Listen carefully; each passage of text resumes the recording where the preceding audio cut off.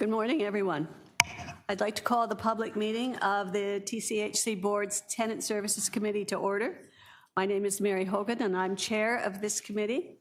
Welcome to today's hybrid committee meeting, which is taking place in person at City Hall and virtually via WebEx. Let me begin with an acknowledgement. The land each of us is on as we hold this virtual meeting is the traditional territory of many nations, including the Mississaugas of the Credit, the Anishinaabe, the Chippewa, the Haudenosaunee, and the Wendat peoples. And it is now home to many diverse First Nations, Inuit, and Métis peoples. We also acknowledge that Toronto is covered by Treaty 13 with the Mississaugas of the Credit. Excuse me. We also acknowledge all treaty people, including those who came here as settlers, as migrants, either in this generation or in generations past, and those of us who came here involuntarily, particularly those brought to these lands as a result of the transatlantic slave trade and slavery. We pay tribute to those ancestors of African origin and descent. And just to start off the meeting, I want to say thank you very much to the staff and the general manager, Likwa Nikala, of the West region. I recently had an opportunity to do a tour of some of the buildings, and I emphasize some because one of the things I realized, being more of a downtown person myself, is that there's such a geographic distance between the buildings, and it's a really large area, and it takes some time just to get from one to the other. So hopefully I can go back and see some more in the future. But I also want to thank a number of staff who were there to assist me and to answer the questions I had. And I'm just going to read out their names because I think they should be recognized. There is, as I say, the general manager, Likwa Nikala, and then the following staff were of great assistance, and they are Charlotte Taylor, Joe Magahayes, Eon Andrave, I hope I'm pronouncing everything correctly, Hidar Pakharl, Ramir Lamson, Mario Clementi, Ian Foster, and Pardap Sandhu. Okay, so thank you to all. And I'm going to be doing a tour in the East, actually, this week. I think it's on Wednesday, yes, I forget. Yeah. So I look forward to seeing some of the buildings there and meeting some of the tenants. All right. First of all, I'm going to ask, I think we have, it's noted that there are 10 reports being brought for information today to our meeting. We also have quite a number of deputations, so it's going to be challenging to get through this meeting in a timely manner, but we'll do our best. All righty. The first question is if there are any members of the Tenant Services Committee who may have a conflict of interest, and if so, I'd like to hear from them and understand the nature of that conflict. So if there are any members in that situation, please let me know. No? Okay, then. There are no conflicts of interest that were declared for any agenda item. Now, I would normally ask if there are any items on the agenda that wish to be held, but because of the various deputations, and I know there's one that doesn't have a deputation, but I want it held as well, and that's number 6, the OCHE annual update. So I believe then we are holding everything that's on the public agenda. All right. Our first matter, except the confirmation of the public minutes, but I'm just going to ask if anybody has any, wants that held, or we can simply vote to confirm them. Is there a deputation? Oh. Yeah, that's not 4. This is just the minutes. Yeah, that's okay. No? All right, then can I have a motion to approve the public meeting minutes of February the 12th of this year, please? Okay, who's by Dan? Debbie, seconded. Okay, all in favor? Aye. No, I can't see where Marcel and Dale. Pardon me? And I'm here, but my camera's acting up. Okay. I assume you're in favor, and Uba, I assume you're in favor? Yeah. Okay, great. That motion is passed. All right. Okay, then we're on to business arising from the public meeting. And we have, I think we have two deputants on that, right? We have, starting with Catherine Wilkinson. There she is. She's online. Good morning. Good morning, Madam Chair, members of Tenant Services Committee, staff, tenants, and other stakeholders. Thank you for the opportunity to depute on this item. Some of our buildings have multiple large bulletin boards, scattered through the buildings, and these are exclusively used by staff. The bulletin boards are fire retardant, but none of these bulletin boards are glassed in, and so some of these may actually be a violation of the fire code as the posters are combustible, but I'll leave that up to FM to sort that out. As required by the city, there is also a glassed-in city bylaw board in every building lobby where staff are required to post information specific to the building. In many communities, there may already be an existing glassed-in community bulletin board that were purchased and installed through tenant council funds and used by former tenant reps to post information received at council meetings. We could simply repurpose these by removing the lock to become the community bulletin board. They are usually placed in a central location on the main floor, and as they are already on CCTV camera, eliminating the need to be locked. Exceptions may need to be made in specific communities, but locking them should not be a one-size-fits-all requirement. There is currently no communications procedure for buildings, and that has been problematic for tenants. Some staff have the notion that they are authorized to remove anything that does not have a TCHC logo. That is not true. There is no such policy, and tenants have been fighting with staff for years who arbitrarily remove tenant engagement posters, lost and found signs, and the such. This is just mean-spirited and uncalled for. Tenants often depend on finding service disruption notices at the elevator during regular business hours posted by staff and after hours posted by tenants themselves. Other items posted by the elevator may include upcoming tenant engagement meetings and events, as well as lost and found items, keys, jewelry. So returning these items to their rightful owner is time sensitive and location matters. I'm sure you will hear some of this as you move forward with your tenant consultations. These are important considerations as you ponder where to put these bulletin boards in communities. New and existing bulletin boards must be installed at an appropriate height to allow tenants with disabilities to read the materials like everybody else. I support designating a bulletin board for exclusive tenant use, whether it's for buy and sell items, an interesting program, perhaps there's an upcoming concert in the park, etc. But be mindful, if you prevent tenant engagement notices from being posted in common areas, it will have an adverse effect on participation. What is needed is guidelines around what is not acceptable to be posted on the community bulletin boards. That would be a violation of an existing Toronto Community Housing policy, perhaps a human rights policy, and authorizing site staff to remove only those items. Thank you for your consideration. Thank you very much for that. Okay, thank you very much for that deputation. I think what I'm going to do, just given the number of deputations we have today, I'm going to hear all the deputations on one matter, and then I'll ask committee members if they have questions, and I'll also hear from, in this case, it would be Nadia, I believe, right, from staff. All right, Miguel, you're up. Good morning, Miguel.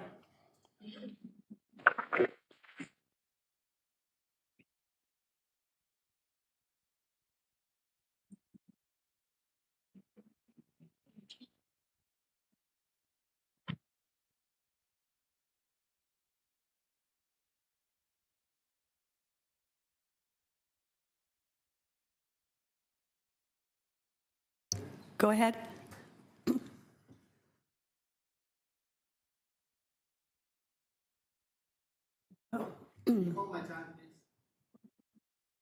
Yeah, it's all right. We haven't started. Okay. All right. Oh, that was missing. Thank you. Thank you so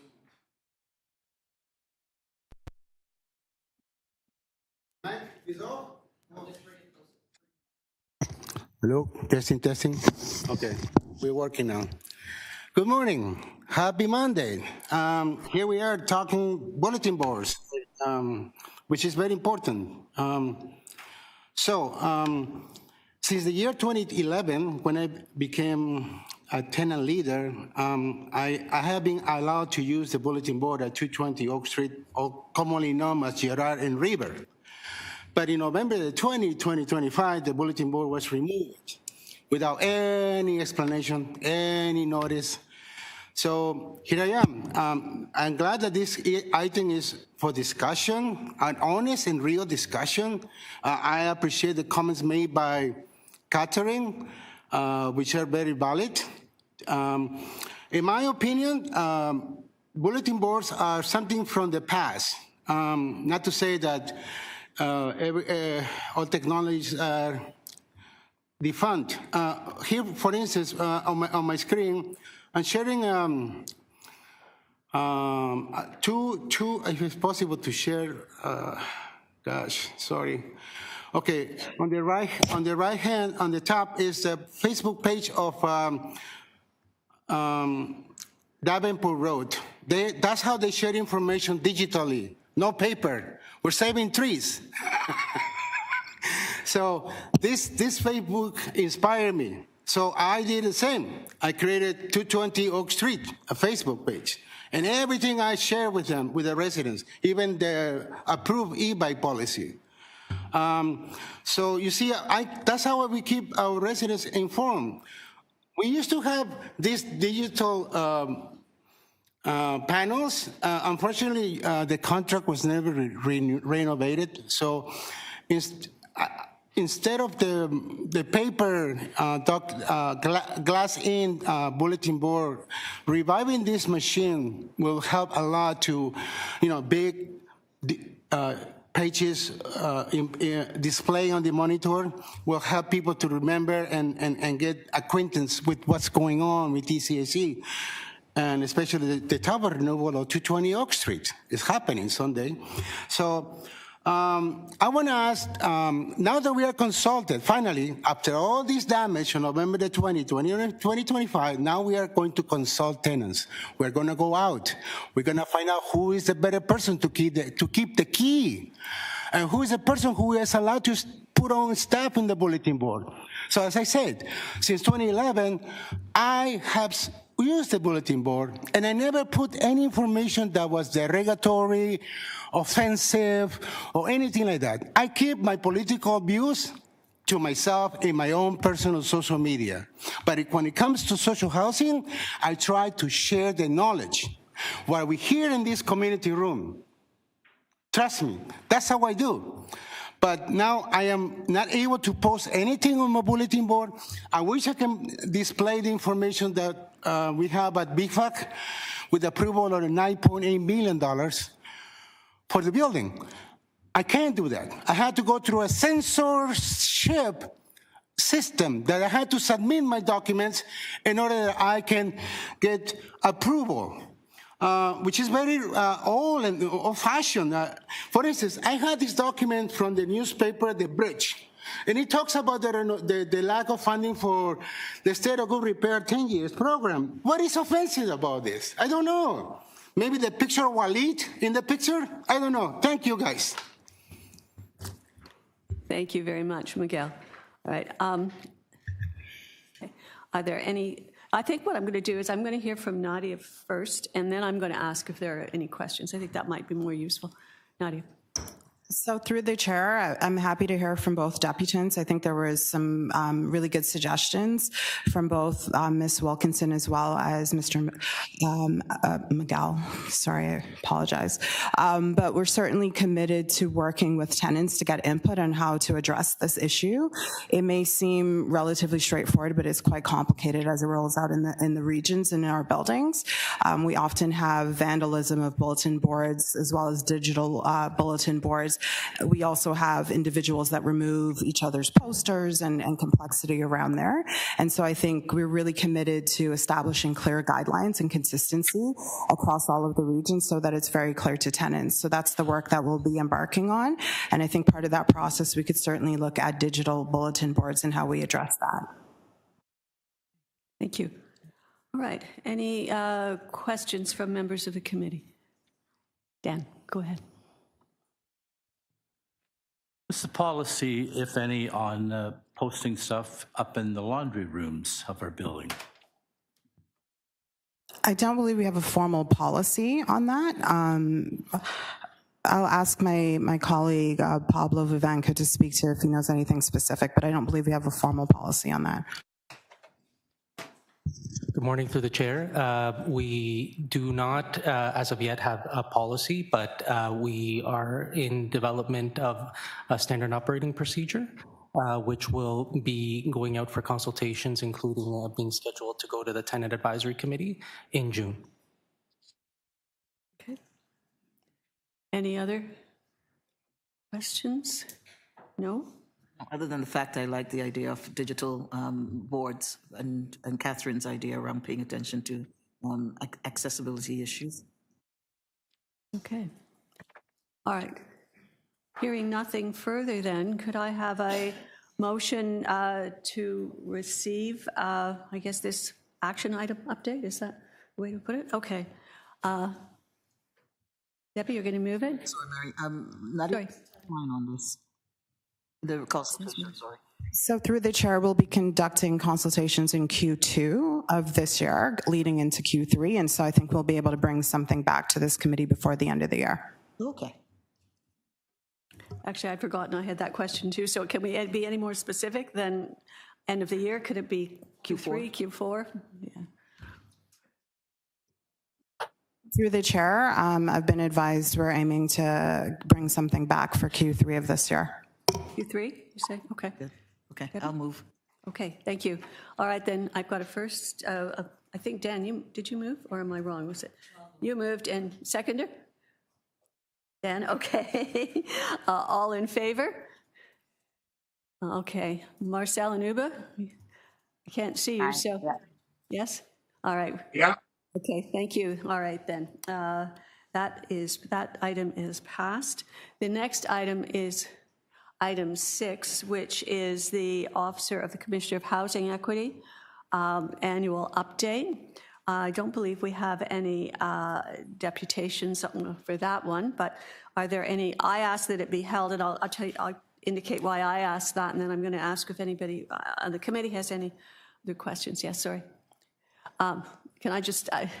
Okay, I was just going to say the reason I asked it be held was.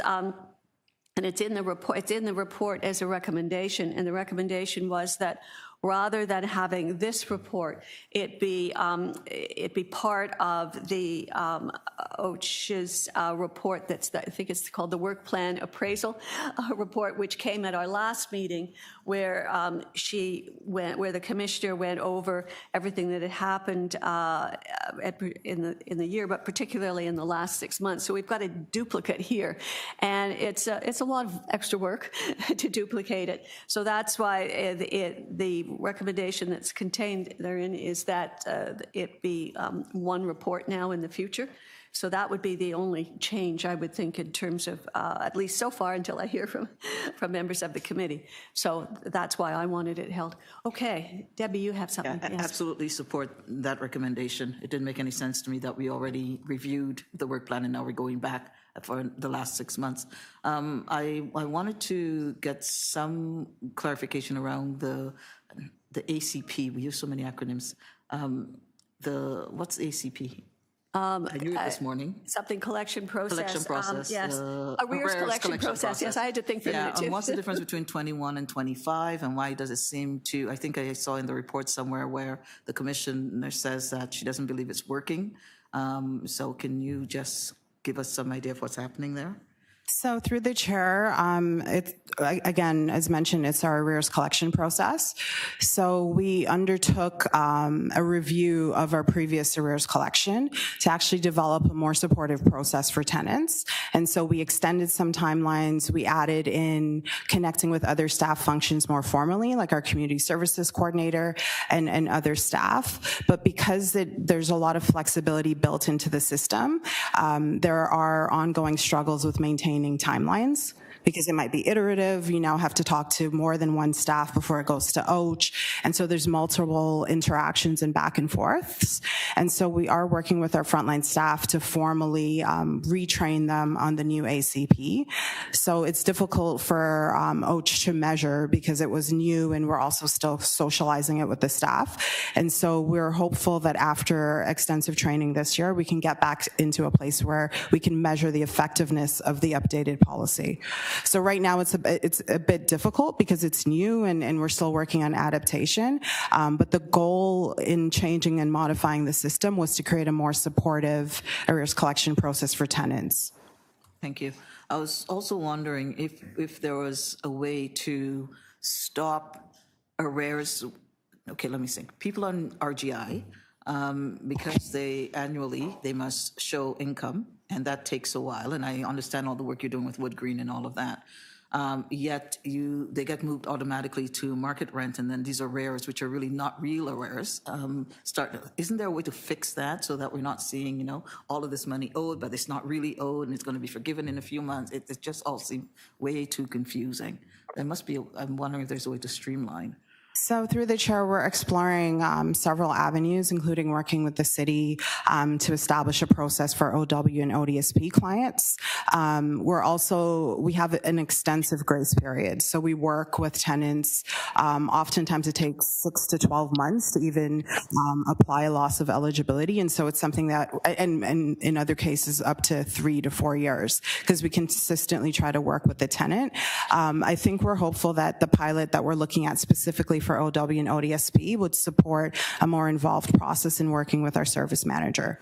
One of the challenges we have right now is we are obligated to apply the loss of eligibility as an RGI administrator. And so it isn't necessarily within our discretion. There are opportunities for us to apply it on an individualized, exceptional circumstances basis, which we do. We're looking at more systemic approaches to address this issue. So it's equally frustrating for us, but the city's been quite supportive to work with us to figure out a solution for this. Historically what we did, which wasn't optimal either, we kind of left quite a few files in non-compliance. And so what you started to see over the last 18 months was us trying to catch up with files that were non-compliant, and they tended to be files with the most complexity to get in their paperwork or to sign their paperwork. So that's where you see some of the spikes, but again, we're deeply committed to reversing that and supporting our tenants where we can. Good. And the last comment, I noticed that with some of the really like over 20,000, people are paying back $146 a month. That's going to take 19, 20 years. How sustainable is that? And at what level do we say, you know what, this will never happen, we're going to forgive it? So is there a place where we get to where we forgive monies owed? So through the chair, we are exploring that. I think we'd had previous conversations at this committee around what that could look like, and we're hopeful to bring something back to the committee before the end of the year and hopefully to the board for approval in relation to that. Okay, thank you. If I know, Dan, you, and I see Ubel also has her hand up. If I could just ask a question about this as well.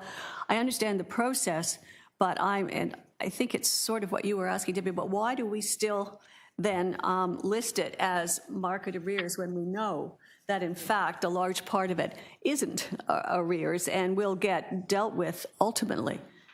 Like, why do we have to do it? Because it's giving a false impression.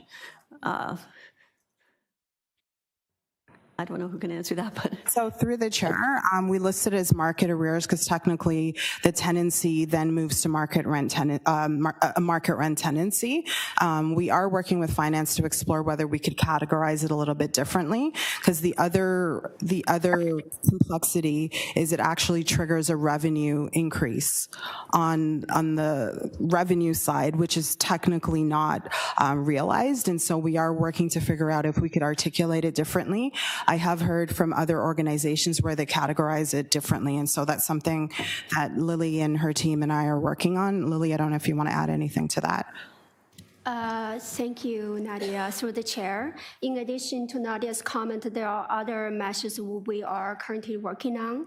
For example, for the false market arrear due to loss of eligibility, we have been talking about creating new tracking codes in our ERP system, which is ERD, so we can report out properly at the enterprise level. And then for some of the market arrears, those are the true market arrears resulting from the market tenants not paying the rent on time. We also will be putting into a strategy mechanism in segregating the arrears between the RGI tenants and also market tenants, and work with ops team to bring back a report, I would say, in Q3 to give the committee a more fulsome response back and also solution.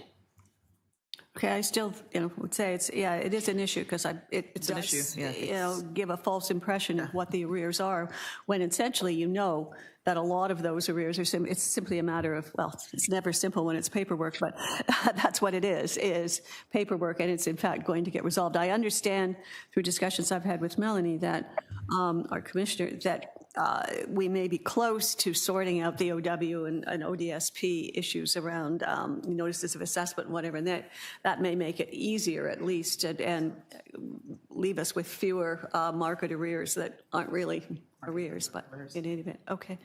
Dan, go ahead, you had a question. Yeah, I shared the concerns that Debbie was mentioning, and I actually prepared a couple questions on it. The LRAs, just as a matter of concern, I have a question, but I was encouraged on page 26 of the report, page 5 of the report, page 26 of our materials. It discussed this pilot program that's in the minds, I guess, of our COO and our acting Commissioner of Housing. I was going to say Madam Acting, just for anyway. So I had these questions worked up, and I read the last line of the paragraph, which said, well, the board will get something in the future. But can we get a little bit of a timeline? Did you say it'll be the next meeting, or this pilot project idea that I guess we're not going to get any details on today? So through the chair, we're working with OCHE, and we are hopeful to bring something back in Q3 of this year. Which future? Q3, so that would be probably the September or the November deadline. Okay. You piqued my interest, so. Yeah. Go ahead. And I had a second question. Dan, can I just stop you for a moment? I think Sean has a comment on the previous my question. microphone won't turn. There we go. So just through the chair, I just want to, thanks to the committee members for comments and questions on this topic. It's been something that's vexed us for quite a while as well. The reporting on it is not effective, given that we don't identify exactly how many are in that category. We have identified that, and I would thank very much Nadia and her work, and Melanie and her work. It has been difficult, I think, in the past for us to get the attention of the regulating bodies, right? So in our case, that's both MMAH that sets the general, well, not general, it sets the actual legislation around all of this, and then the city as the housing services manager, which interprets that and sets the policy handbook for us. Just in the past year or so, we've made really, really substantial movements with both of those organizations. So it's actually TCHC's identification of this as an issue that is now becoming something that's creating some movement on behalf of the entire province. So we actually have other social housing providers reaching out to us asking how we were able to get some movement on that topic. So definitely appreciate the interest that the committee is showing in this. If you'll grant us just a bit of grace to work through the the details here, I'm confident we're going to get to a very good place. And the pilot has already shown some really good changes for us, for folks that are on OW and ODSP. We are absolutely working hard to try to expand that so that it can apply to more tenants going forward. So that is the intention. But as I said, we're just working with the regulator to make sure that it's done correctly. Dan, you had another question? I know Uba also has her hand up, but Yeah. I'll let you finish, Dan. Yeah. The other question I had is on page 7 of 18 or page 28 of our materials, having to do with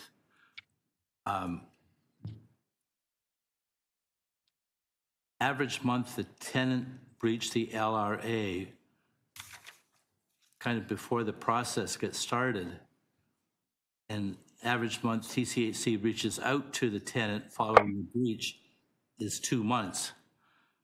Why not sooner? Thank you. So through the chair, there are a couple of reasons for that. One, we're working on our reporting to ensure that frontline staff have it top of mind. Historically, they had what we would call a push report, so it'd be something in their inbox to kind of tell them. Now there's a bit of a manual process, so I know Lindsay and her team are looking at ways to flag with the regional staff through the centralized team, so actually getting it to them so they see it. The other thing is sometimes there's a bit of back and forth with the tenant where we don't actually code it or follow up because we might have had the conversation and the person says, I'm going to get back into good standing next month.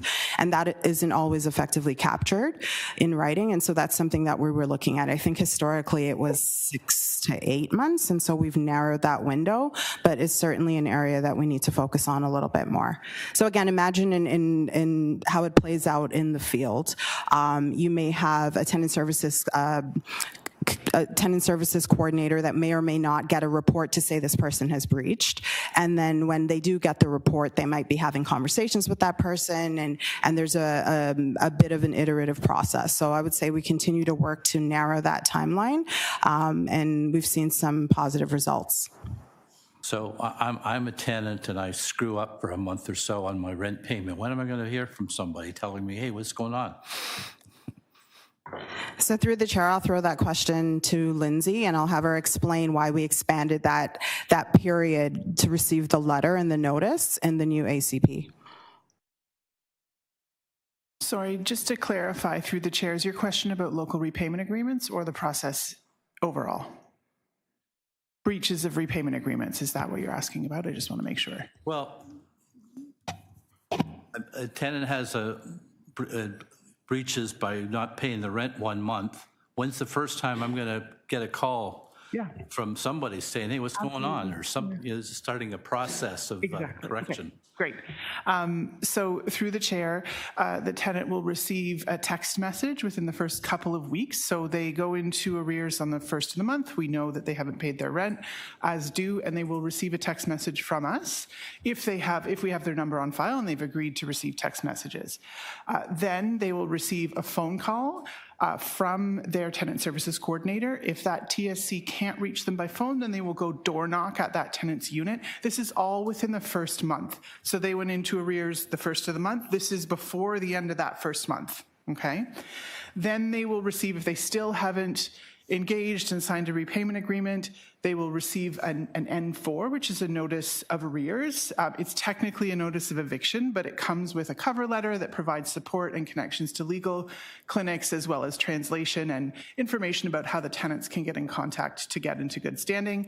And then from there, there's additional follow-up and a transfer to our community services coordinator in the second month that do more in-person connection. And then if they're still not successful, that's when it moves to OCHE.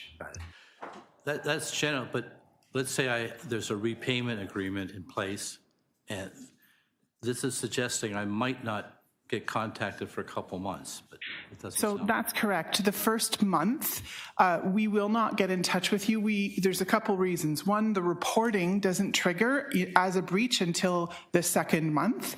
We also want to provide tenants the opportunity to pay within the month. If they do pay us for their repayment agreement within that month, then we don't want to call that a breach. So we want to let the first month happen.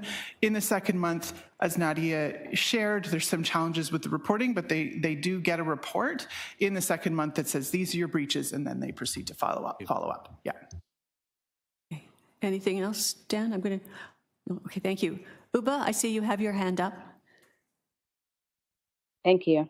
I was just wondering if tenants that receives OW and ODSP, do we do direct payment just to reduce, arrears and what have you? My other question is, and do all tenants aware that there's 5,000 loan available through OCHE? I think it's the rent bank or rent loan bank. Do they know and do people utilize? So through the chair, I'll attempt to tackle both, but Melanie, please expand on the second question. So with respect to the first question, tenants are able to work with their OW and ODSP worker to actually get on automatic payment. It isn't a mandatory requirement, nor can we as TCHC request it to be mandatory. It is optional. We do find it highly effective, and it allows tenants to maintain in good standing, and so any opportunity we have to move somebody to direct payment, particularly with OW and ODSP, is a positive thing, and so we continually encourage it, but it's up to the tenant individually to decide whether that's something they want to pursue. So that's the first question. The second question is, some tenants are aware of the availability of the rent bank and other supports through OCHE. Some of them aren't, and oftentimes they may get into arrears for the first time and understand and establish that there's mechanisms and support services. But beyond the tenants that actually get involved in the arrears process, I don't think we've done large-scale outreach so that tenants are aware of it. But Melanie, I don't know if there's anything you want to say and speak to that.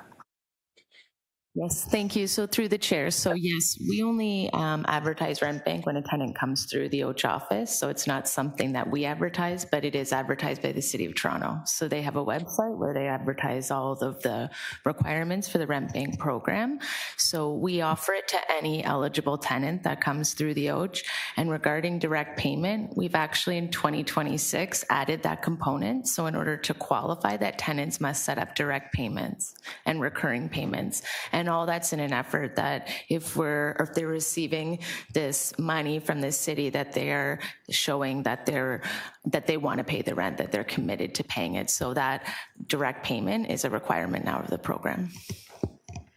Thank you. Right. Anything further? So I see someone there, but I don't think there was a deputant on this. Someone.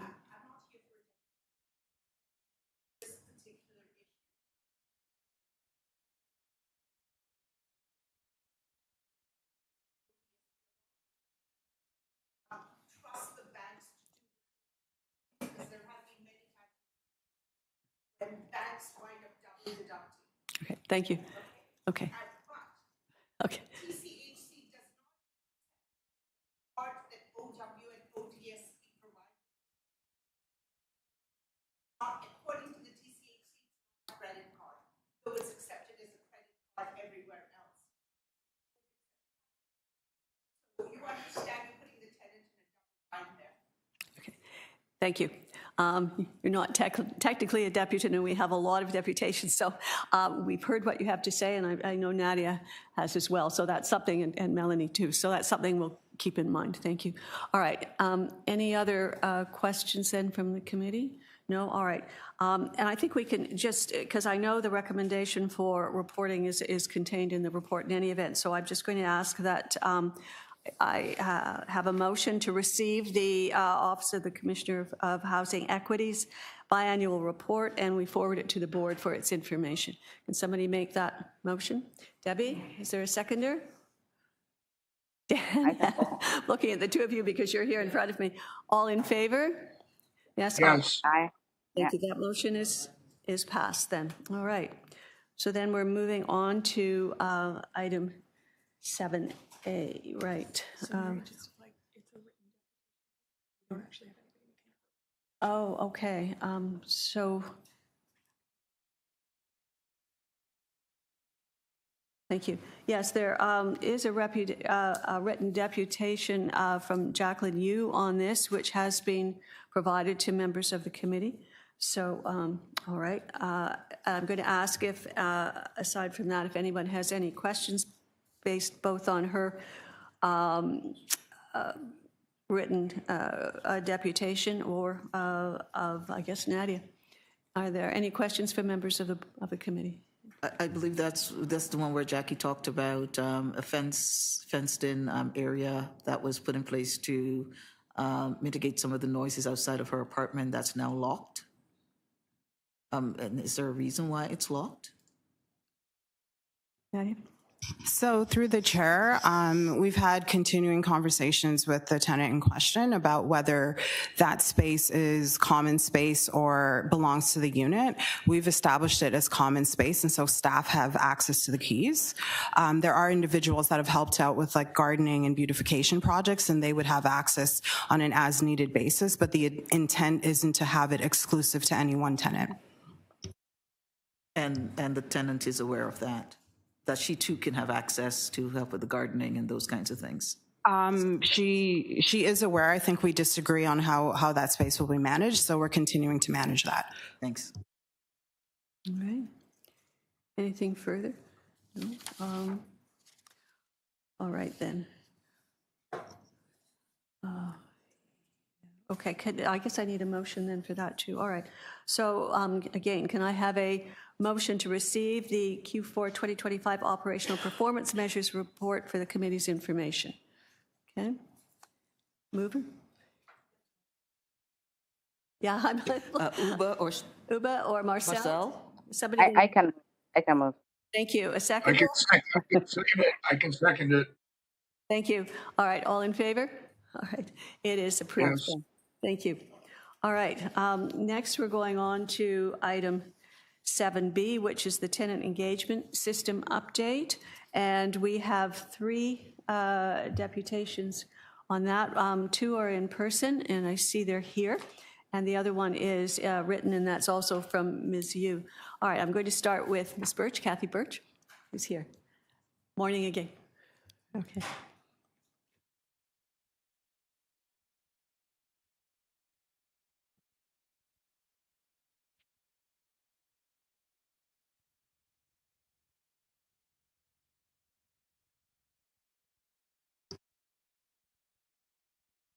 Good morning. I wish I had better news for you this morning, but I don't.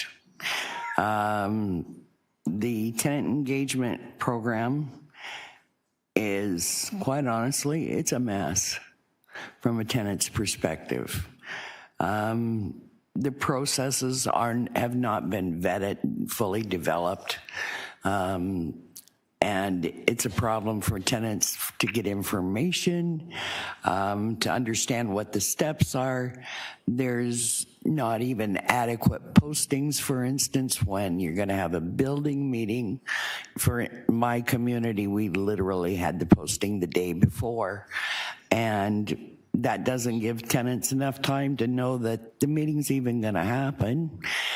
There's no requirement of minutes that staff should be taking, or for them to be posted in the buildings after.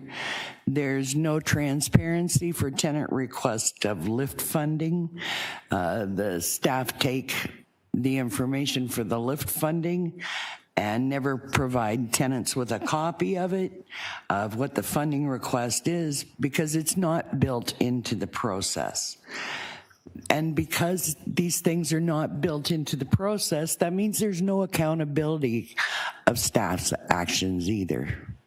That means we don't know where it stands. We can only go by what they deem necessary for tenants to know or not know. And on top of it, even if they come back to you and tell you that the funding wasn't approved, there's no appeal process in place. There's a lot of steps that are missed in vetting in the processes of this program, and it's failing tenants large. Let me go into some details. Tenants are told to find the vendor for the items that they want, right down to the SKU number, because they're not allowed, or we're not allowed, a vendors list. Now, I've been involved with tenant engagement for 20 plus years. I was a tenant rep for over a decade. I've been involved in accessibility in my community since I moved into Toronto housing. Unfortunately, this program over and over and over again gets put out to tenants before it's fully vetted in favor of satisfying a timeline that they believe the board requires. So they're putting it out in a framework, but if you think about it, it's like a car. You've put the frame together, it's got the wheels, it's got a transmission, it's got a motor, but there's no steering wheel, there's no brakes, there's nothing, and you're putting it out on the 401 because you got 90,000 tenants working it. It doesn't make sense. And to not have a vendors list is just, but yet the first thing tenants are told is, oh no, it's got to be from one of our vendors and that's authorized by procurement. And when there's no transparency in these steps and it's not in writing anywhere, how can you expect tenants to follow the rules? Because every one of those CSCs deliver this program differently. And on top of it, the CSC's answers to the region, not to the management team that's actually responsible for the program. That doesn't make, like I was born at night, but it wasn't last night, and that doesn't make one bit of sense to me. Anyway, so I'm carrying on here. When tenants order things and it's been approved and the orders go in, now the vendor doesn't have that particular item. The CSCs are deciding what the substitutions are instead of the tenants. And meanwhile, that CSC may not have a clue as to what they want that for. Or even if it's food, you know, if you're looking for a barbecue and all of a sudden, I don't know, maybe you'll have, I don't know, maybe a Greek dinner for some reason, and that's not what you had in mind or whatever. And then the CSCs come back with the attitude of, well, that's what you got because that's what we had available. That's no attitude for tenants to tolerate. You know, like, we're not children, we're grown adults. We have the right to, if we want to be responsible for items that we're purchasing, then quit taking the control away from it and putting it in the CSCs and then not making them accountable for those decisions. The processes in the program were not fully developed and vetted before being put out as a full program. And I've worked a lot of processes, whether it was I was on the EAC for the Housing Commissioner's Office before it opened and we had to develop the processes for that, or as a tenant rep. This isn't working, folks. And to have no accountability to staff, and they sit back and they stonewall you to the point that, and if you don't know what the levels are and how to move up and escalate things, you're just lost. I mean, I've been around long enough, I know those steps, and let me tell you, make no mistake, Nadia is very aware of how I feel about this. I made it clear to her as to what I see needs to be improved, and she's assured me that those steps will be taken. Ms. Birch, but in the meantime, what do we do? Just let me interject. We'll pass the 5 minutes, and we've got so many deputations, so I'm going to have to. I will let it. I think I made my point. So okay. Thank you. Thank you. I apologize for cutting people off, but we've got a lot of people today. All right. And the next deputant is Miguel, I believe. I have a question. Okay. Well, I thought, why don't we have Miguel, and then I'm going to take questions, and you can ask then. Is that all right? Sure. Okay. Miguel.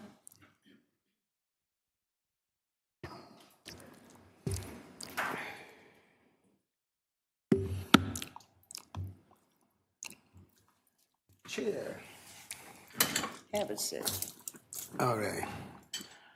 So, tenant engagement. There's a lot of to talk about tenant engagement. I've been coming to these meetings for 17 years now, and every time, over 2-3 years, it gets revived, resurrected, reborn, rebranded, in the hope things are going to get better. All right. So my biggest concern is tenant capacity building.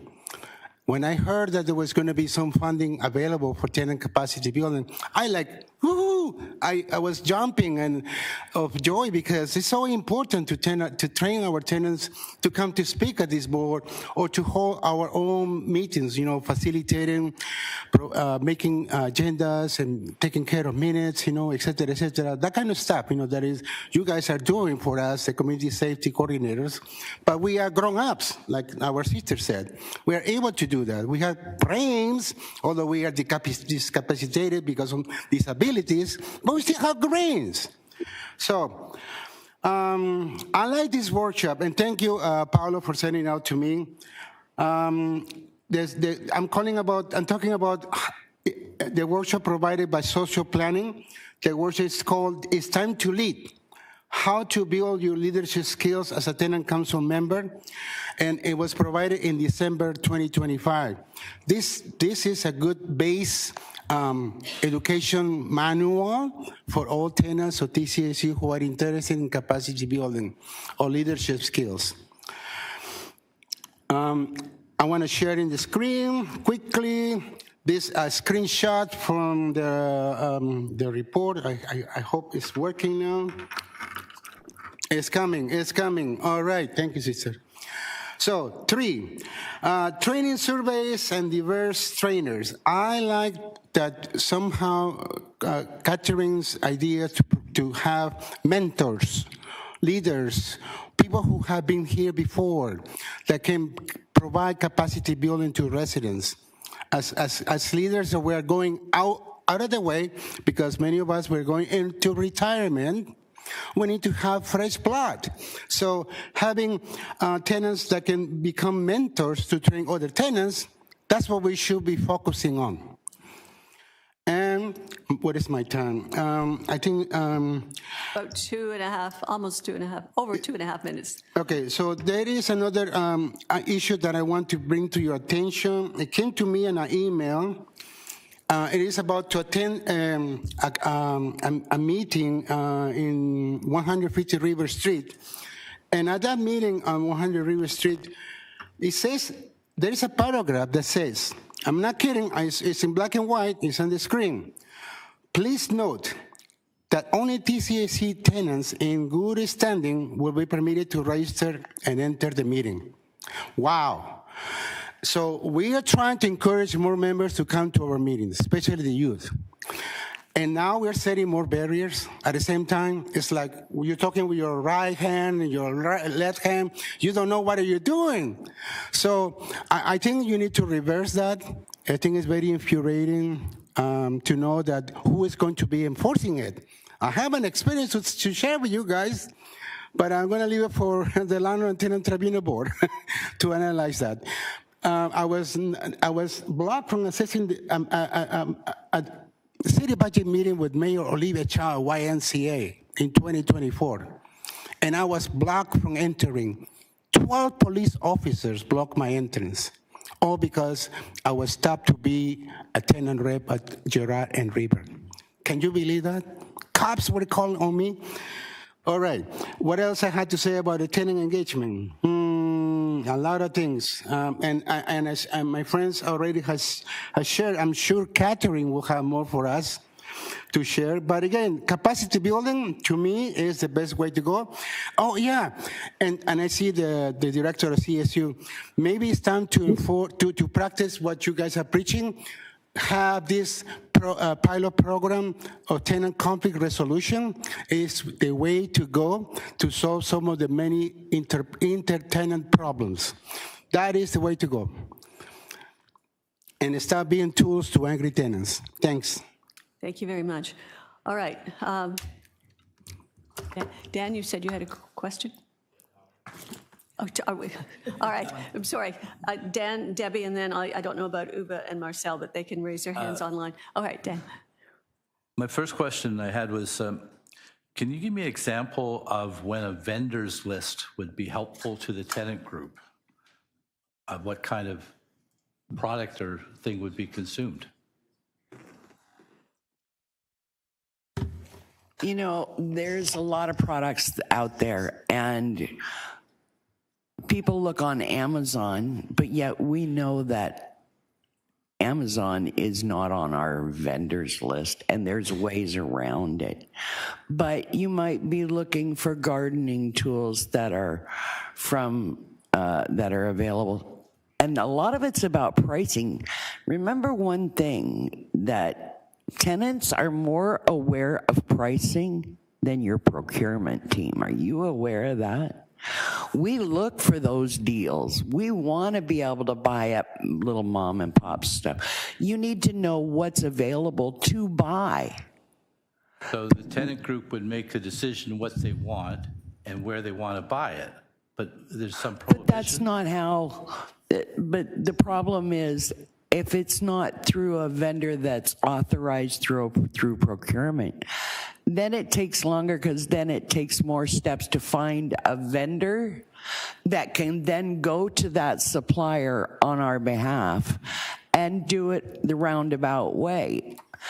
See, before, years ago, we used to get a vendor's list, and they'd say, okay, you can go to Canadian Tire and you can get flowers and you can get dirt. You can do whatever you want at Canadian Tire because they're on our vendor's list. You can go to, you know, X, Y, and Z store. But we don't have, and especially for food, right now, as far as I know, there's only 3 suppliers for food on our vendors list. So that means you can only go to Alibaba, Pizza, and crying out loud, I can't even think of the third one now. Okay, I just wanted to get a sense of what the problem is. We don't know what we can buy. How do you expect us to know if you're not going to give us a vendor's list? Pricing, items that are within, because there are things that you can buy as a tenant, but you don't and then there's operational costs. Tell you that Canadian Tire sells gardening equipment, right? I mean, it's just logical stuff. But when we have to buy it from an actual gardening place, okay. All right. Then you're paying 3 times the price that we want to pay, because we want to buy it from the little mom and pop's little garden corner store. But yet procurement wants it through this one vendor, and it's costing more than it needs to. It's crazy. I have enough information. I can check with staff and what's on this list and what might not be. That's all I really wanted to know. Okay. Thank you. Anything further? My other question for my friend Miguel's presentation was, it did concern me, this parent restriction as to who can attend meetings. And I would hope it doesn't extend, to example, for teenage daughters of tenants or support care workers of tenants. If the idea is to keep perhaps a political person from another, you know, that sort of thing who might want to hijack our meeting, that's understandable. But people who live in the building who may not by legal definition be tenants or who are providing support should be able to come to the meetings. Yeah, I was going to ask it the other way. How do you define in good standing? So through the chair, I can start, and I'll throw it to Pablo, Director of Tenant Engagement, to speak to it further. Tenants in good standing are tenants who do not have an active outstanding case. So it doesn't mean you're in arrears. You could be in arrears and be in good standing because you've established a communication relationship with us, or you're on a repayment agreement. So you would not be not in good standing if you have a repayment agreement or you're in communication or you're catching up. It's for individuals who we might have difficulty getting a hold of or engaging with them around their tenancy, either through arrears repayment or through antisocial behavior. And so those individuals were the ones that this this statement refers to. So again, the assumption is, well, a tenant is in arrears. No, if the tenant is engaging with us and working with us to address that, that isn't a concern for us. Through the chair, yes, the engagement system code of conduct does not contemplate arrears until when we consider someone to be what their standing is. Good standing is simply that there isn't a history of breaches within the engagement system. That is, that there's been conduct which has been found to, be compromising, the safety of staff and other tenants, or if there's been some other conduct in their tenancy which is also just antisocial or violent conduct. But again, this is up until this point applied to a very small number of people that have received correspondence from Toronto Community Housing saying that they're not to be included in the engagement system as a result of their conduct. So I'm assuming then those people who are barred from the meeting because they're not in good standing is because they're formally engaged, so that there's documented bad social behavior, those kinds of things. My concern is that it becomes very subjective in terms of who determines who is not in good standing. So am I correct that it's only those where there have been formal documented processes that those people, so they will know who they are? Through the chair, that is correct, and we have used the same interpretation, for example, when we had the tenant elections in terms of vetting of folks. And again, just as by way of example, for the tenant election, there was only one person that was deemed to be ineligible as a result of that, and they had received correspondence. And tenants understand that definition? Through the chair, yes, that is something that's been, referenced and published on the website, and again, in every information session around components of the engagement system, we've made clear that the code of conduct and standing doesn't refer to anything around arrears. It's just around conduct, which is actually very prescriptive. We have very detailed definitions of what constitutes a minor, major, and severe breach. Thank you. Anything further? Uba or Marcel, do you have any questions? I don't see hands up, so, okay. Now, Nadia, is there anything further you want to say? Yeah, so I can start and I'll throw it to Pablo to elaborate. So through the chair, I have had a conversation with Ms. Birch about some concerns she's having in her community. We have heard of issues in certain areas, and that's something we're addressing on a community-by-community basis. But I would say overall, we're getting relatively positive feedback. We've expanded the amount of dollars going directly into tenant hands to decide what programming they want to run in their community. We've also been able to do engagement with tenants that have historically not been engaged through tenant circles in many of the communities, particularly in the east and west areas of the city that might have been under-engaged in the past. And so we recognize there's gaps in the system and we're continuing to work on them. We also recognize that there's inconsistency in the application of the program and misunderstanding. So for example, around the vendor list, some staff believe they could not share the vendor lists.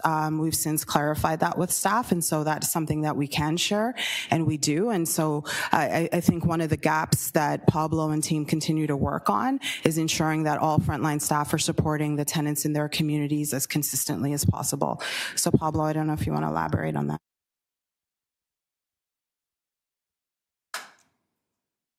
Yes, through the chair. The vendors list, as Nadia pointed out, there was some confusion and uneven application. We've now centralized a vendors list that we are looking to make available to tenants when they're looking at what sort of options they have within our own vendor rosters. That said, there are some tenants that take the initiative to look at some other things when they might want a piece of equipment for their gym, for example. I know I had that happen in the West, where what we were able to present as an option wasn't something that was deemed suitable by the tenants. So they went out and suggested, well, actually, this looks better, and we've tried to help facilitate that when it is that we've seen that our own vendor roster is inadequate, which, again, we're looking at how we improve that entire process because, yes, it has been suboptimal. With regards to tenant leadership, that's something that we've been looking to continue to try to to improve on. For tenant training, for example, last year, because we had tenant elections, a lot of the tenant training that we had, that we deployed in 2025 was focused around the elections and facilitating the sort of capacity building to encourage people to run, to be the members of tenant council, and to also give them some leadership and capacity to do that. This year, we focused, we have some trainings happening this month, for example, on grant writing to allow tenants to encourage them to not only access LIFT funds, but also to leverage those LIFT funds in order to seek funds from other funding sources. We are also deploying in our TCATs that are coming up. Some of them are going to actually have some tenant-led sessions on gardening, for example, which is something that we've put a lot of effort into over the last few months. And we are also doing training on how to chair meetings, how to facilitate meetings now that the tenant councils have started in the last quarter, and next quarter the intention is to have all of these be co-chaired by tenants as well. So we are looking continually for the sort of opportunities that we can in order to continue to develop tenant leadership and have these spaces, really, have more tenant voices be at the helm. Where's the transparency in the document? Where's the accountability for staff? Quit making excuses and sidestepping it. I think there was just a question from Ms. Birch asking about transparency and accountability of staff. I know I was going to ask about the vendors list and transparency there, for example, and what if who makes up the vendors list, and is it in consultation, in fact, with the tenants, and is it transparent to them in terms of how that process happens? I don't know who wants to answer, but. So through the chair, the vendors lists are obviously vendors that have been pre-approved. They've gone through the process of getting onto Toronto Community Housing's vendor roster. Now, that said, we have been looking to expand that list. I think the transparency and accountability piece, insofar as the deputant spoke about it, it is true that there were some interpretations from some staff that somehow that was information that shouldn't be shared out. I think we've clarified with staff that there's no reason for that information to not be distributed to tenants, because tenants should be able to be involved in the process of deciding how to use their LIFT funds after they've identified the priorities. So I think that there definitely are some gaps and things that we've tried to address over the last year, but for vendor lists, absolutely those should be shared with tenants so that they can have a hand in deciding how to use their LIFT funds. Well, not just, sorry, if I could just respond, not just how to use the funds, but who should be on that list, because the tenants may have a different idea than the staff about the vendor, about who they'd like to see on that list, and there may be reasons for it that the staff may not understand, right? Yeah. So what I'm saying is that the consultation or transparency should begin a step back, okay, or 2 steps back, I don't know. Yeah. So to the chair, tenant engagement within the organization and across 350 plus of our communities is very important, right? It is something that I think degraded over time for a number of years, and just 18 months ago, we put in place sort of a very new model. There was relatively extensive consultation that went into the development of that model, but happy to acknowledge that we haven't got everything perfect. And that especially when we talk about procedures and details such as the completeness of our vendor roster, for example, absolutely, we always want to work towards making that work better, and appreciate the feedback on how we can do that, and happy to have further consultations and discussions with tenants about how to make that work better. I will say, though, we are now seeing more engagement meetings happening within our buildings than we did before this model was put in place.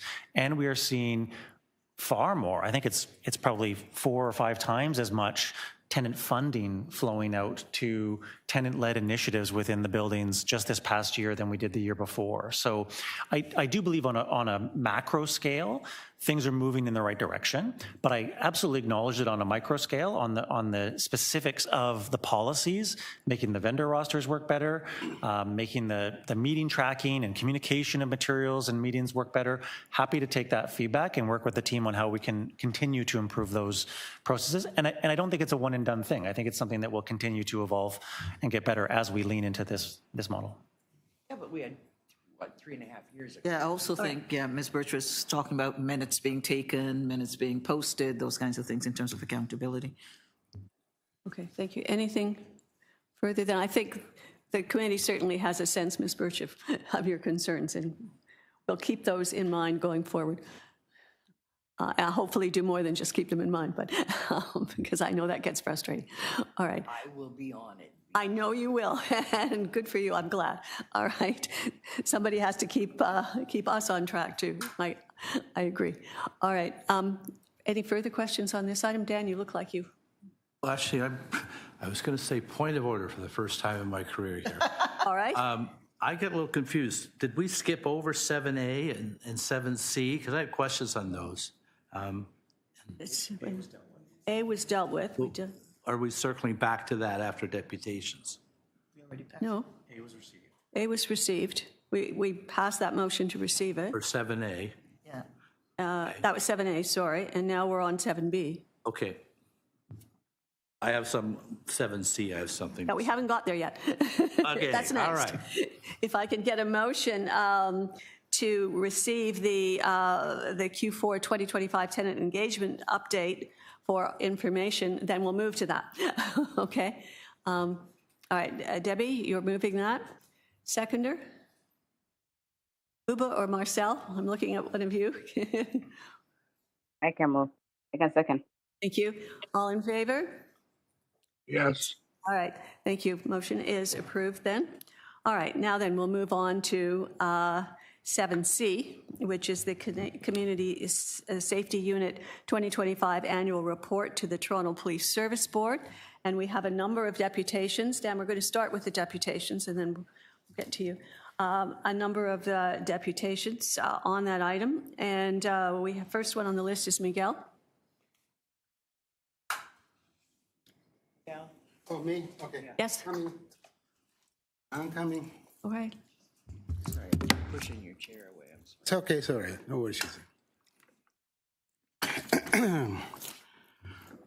So the Community Safety Unit report to the Toronto Police Services Board is something I'm used to see it for the last 17 years, attending the Police Services Board meetings.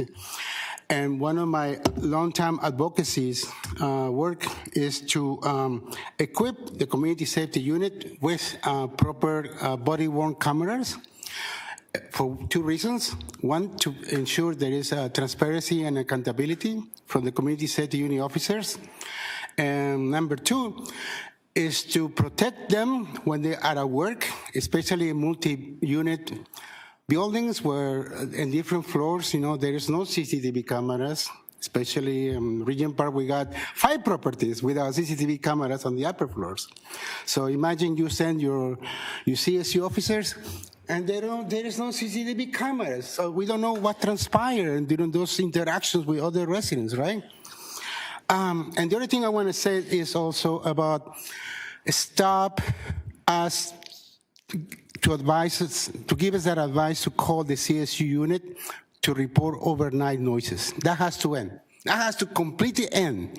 And then we have to move forward with new technologies like the ones that the 311 service has. They have monitors to collect noises, vibrations, et cetera, at nighttime. They can conclude whether what you're hearing at night is true or not. I went through that exercise for two years of my life. After 275 calls, I lost my hearing. So I have good news. Out of that advocacy work at the Toronto Police Services Board, at Toronto Public Health, and here at this board, look at me. I'm going to have the first soundproof unit in the whole portfolio. Look at that. It's on the screen. The first one. So I'm looking forward to bring back a report as to how this new project, the outcomes, the positive, the negative outcomes. I'm moving in May 1st. It's going to be my new home. It's Unit 505 at Gerard River. You're welcome to come one day, you board members. You guys you are invited to visit TCHC properties. Don't forget to come and check 505. This is the first soundproof unit in the whole world. Thank you. Thank you, Miguel. All right, the next one is Nicole Corrado. No, is she online? Okay. Yeah, she is online, and she's also provided something in writing. There is. Hello. Okay. Good morning, Ms. Corrado. Good morning. All right. Go ahead. Well, two things regarding the item. One, I noticed that there's one person listed on the autism registry and a couple of other people listed on the vulnerable persons registry.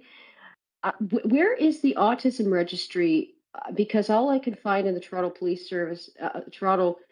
Services is a vulnerable person registry. And, you know, an autism registry, unless the person is listed with the Durham one, Toronto does not have an autism registry, and it actually is an autistic person. I am quite concerned that people are being put on registries and that people might be monitored. I mean, I put myself on a vulnerable persons registry, and when I was living in the Scarborough border of Pickering, I put myself on the Durham Autism Registry as well, but that was my own choice. I think what would be better than registries would be to develop a neuro inclusion team, just like you have a disability. I presume you have an accessibility team, but I think you should have a neuro inclusion team that would help neurodivergent people be able to live successfully on their own. You know, I live on my own, but you know, I don't really have the supports that I would like to have. The other point I was going to make is about animals.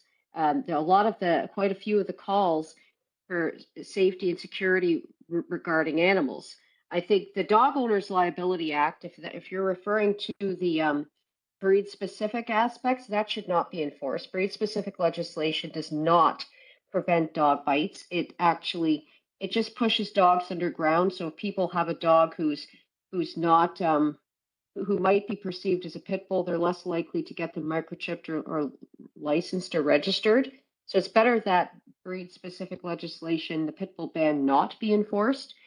It actually makes things safer to not enforce it, and instead enforce that Toronto has breed-neutral dog safety aspects of their bylaw. So the Toronto bylaw should be managed instead. Also, there were cases of animal cruelty. There were also 2 bear complaints.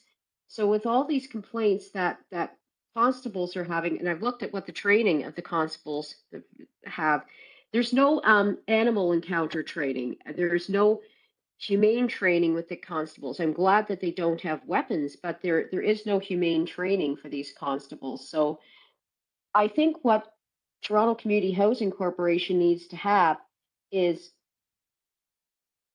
an animal neighbors and animal tenants and neighbors committee. So to help people coexist with you know, with dogs and with their neighbors' dogs, to coexist with wildlife, to help develop, you know, animal proofing, you know, outside, you know, with the waste management.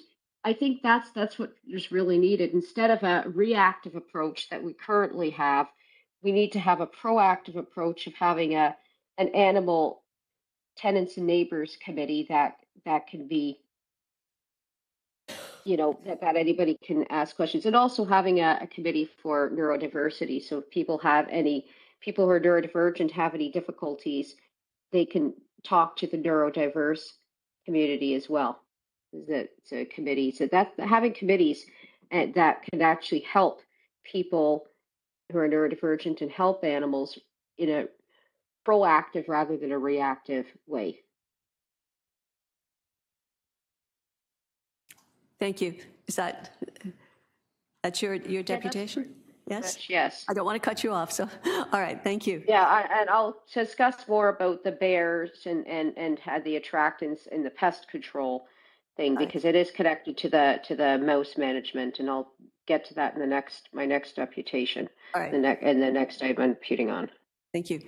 All right, then the next deputation we have is from Victoria Ojubuyi. If I hope I pronounced that properly. She's online. Is she here? Yeah. Just looking. Thank you. You pronounced that perfectly. Okay, good. Go ahead. I wonder if you want to. Your camera isn't on. I don't know if you want to put your camera on, but it's up to you. No, it's okay because then it will eat away time. Okay. As long as we can hear you, that's fine. Okay. Good morning, Chair, community members, and committee. Thank you for having me again. I'm just here to share a few light on the community safety. Community issue is getting worse and worse in our building. I have to admit maybe 30% of the issue is tenants, and other issue is outside vendors operating in our building that's bringing safety and security concern to the next level. For example, there's a program that operates in our building on Monday. The time is 1 to 3 p.m. In the past 5 years, there's constant disruption to the resident. I've talked to all level of management in our tenancy. Some changes have been made since we have the new DS, but the problem persists. People are still lining up overnight, like sleeping on our stairway to be in the first in line in the morning to get a ticket at 9 o'clock and then go home and then come back 1 o'clock to receive service. This affects our accessible door that continue to be wedged open, causing our fob system to malfunction. At one point, the entire fob system was out of commission for 24 hours and tenants were unable to access the building. What really upsetting tenants at the moment is early in the morning when the kids are going to school, there's a lot of kids that don't take elevator because they get stuck before. They rely on the stairs to have community members sitting on the stairs from 7 o'clock in the morning for a service that's 1 p.m. Once again, is oversight on Toronto community housing. I'm here today I have picture and so many picture and so many everything. And my job today is not to show pictures and gross you guys out. It's to continue to foster communication and to address this ongoing problem. It's not limited to the community program. There's also our outdoor space. There's no direction. Is the basketball court belong to Toronto community housing or is the City of Toronto basketball court? Is our playground Toronto community property or City of Toronto? This is all safety concern and disturbance that we've been having, like people sitting in our courtyard till 3 o'clock in the morning playing basketball till 2 o'clock in the morning drinking. We've escalated this and we're not getting answers. So the purpose for this deputation is we need security patrol, especially in the evening and weekend when there's no staff on site. And we also need security on site to deter all these non-resident people from our community. Thank you so much. Thank you very much for your deputation. I'll just note here then that there were two others that were provided in writing. One was from Kimberly Wesley, and I know members of the committee have those deputations, and also from Jacqueline Yu, and they're not coming online, am I correct? All right. So then I can ask members of the committee if they have any questions then, the deputants. No? I'm sorry, Debbie, I didn't hear it. No? All right. Marcel or Uba? No? Okay. Nadia, I'm going to turn to you. So through the chair, I'm happy to comment generally on what we heard from the deputations, and then I'll throw it to Vidal if there are any specific questions about the report itself. Certainly with respect to the last deputant, we have been in communication. I believe I'm doing a tour of that site in the upcoming months with Victoria directly, and so I'll be able to kind of get an understanding. I will follow up with my programs and partnerships teams to understand the obligations of that particular service provider and make sure that we have proper communication with them. So I will certainly follow up on that. And I'll work with Vidal and team to figure out whether we could add additional supports. As you're aware, there are resource limitations when it comes to security. And so we have to make decisions based on communities that are in highest need, but we could certainly revisit the statistics in that particular community to see what supports could be offered. Beyond that, I think the report speaks to the general sort of outcomes of last year, and we're happy to take any questions from the committee. Any questions? No? All right, I have one question, and it sort of bleeds into the 7D item as well, but I noticed, and this is probably for Vidal, but I noticed that there was a report of 13 overdose, either real or suspected overdose deaths in 2025, and I wanted some details with regard to those in terms of where it was. Was it? I assume it was all on TCHC property. Do we know if anyone came to assist? Was there naloxone administered? What was the situation generally? Because it seems to me 13 overdose deaths in a year is, well, it's a lot, but it's one would be too many. So I don't know who wants to answer that. But. And were they all in one? And were they all in one community? Are they in our high needs community? Okay.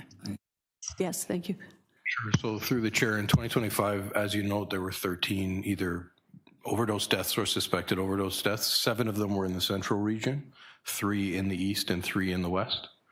Including 4 in central at one particular building, which we can talk about as well. So that is something that we pay attention to. The reason why we have suspected or confirmed is that we actually don't do the investigation, nor do we get the results of the death investigations. So we can assume, but we don't know for sure if those deaths are overdose deaths. I'm not sure if there's anything else that you wanted me to address. Through the chair, I would only add, yes, there is a cluster of overdose deaths in our high needs communities that we're addressing with supplemental services. Could you say that were addressed? How were they addressed? We are addressing through support service agencies and having staff and supports on site from third-party organizations. Further, I don't know if other people, I've just pursued this and then I'll ask if there are other questions. There was an indication there were 4 in one building in Central Region. Are you able to indicate what building that is and what's happening with that building? So through the chair, it's actually our Dan Harrison community. And if you're familiar with that area of the city, there's quite a few interactions with tenants and non-tenants. We've done extensive investment of resources in that community to provide supports, both through CSU and also through our programs and partnerships team and the local team. We continue to struggle with ongoing issues, and I think it's a larger community issue, not specific to that particular building, but it is an area of concern for us. We have an integrated team that meets regularly to look at individual tenancy issues and other supports we could provide. And we also work with third-party agencies to provide support services to the tenants tenants in the building, as well as the non-tenants that frequent the building. Is it confirmed that when I talk about the 13 deaths, that they were all, in fact, aside from being on TCHC property, were they all, in fact, tenants? Do we know that?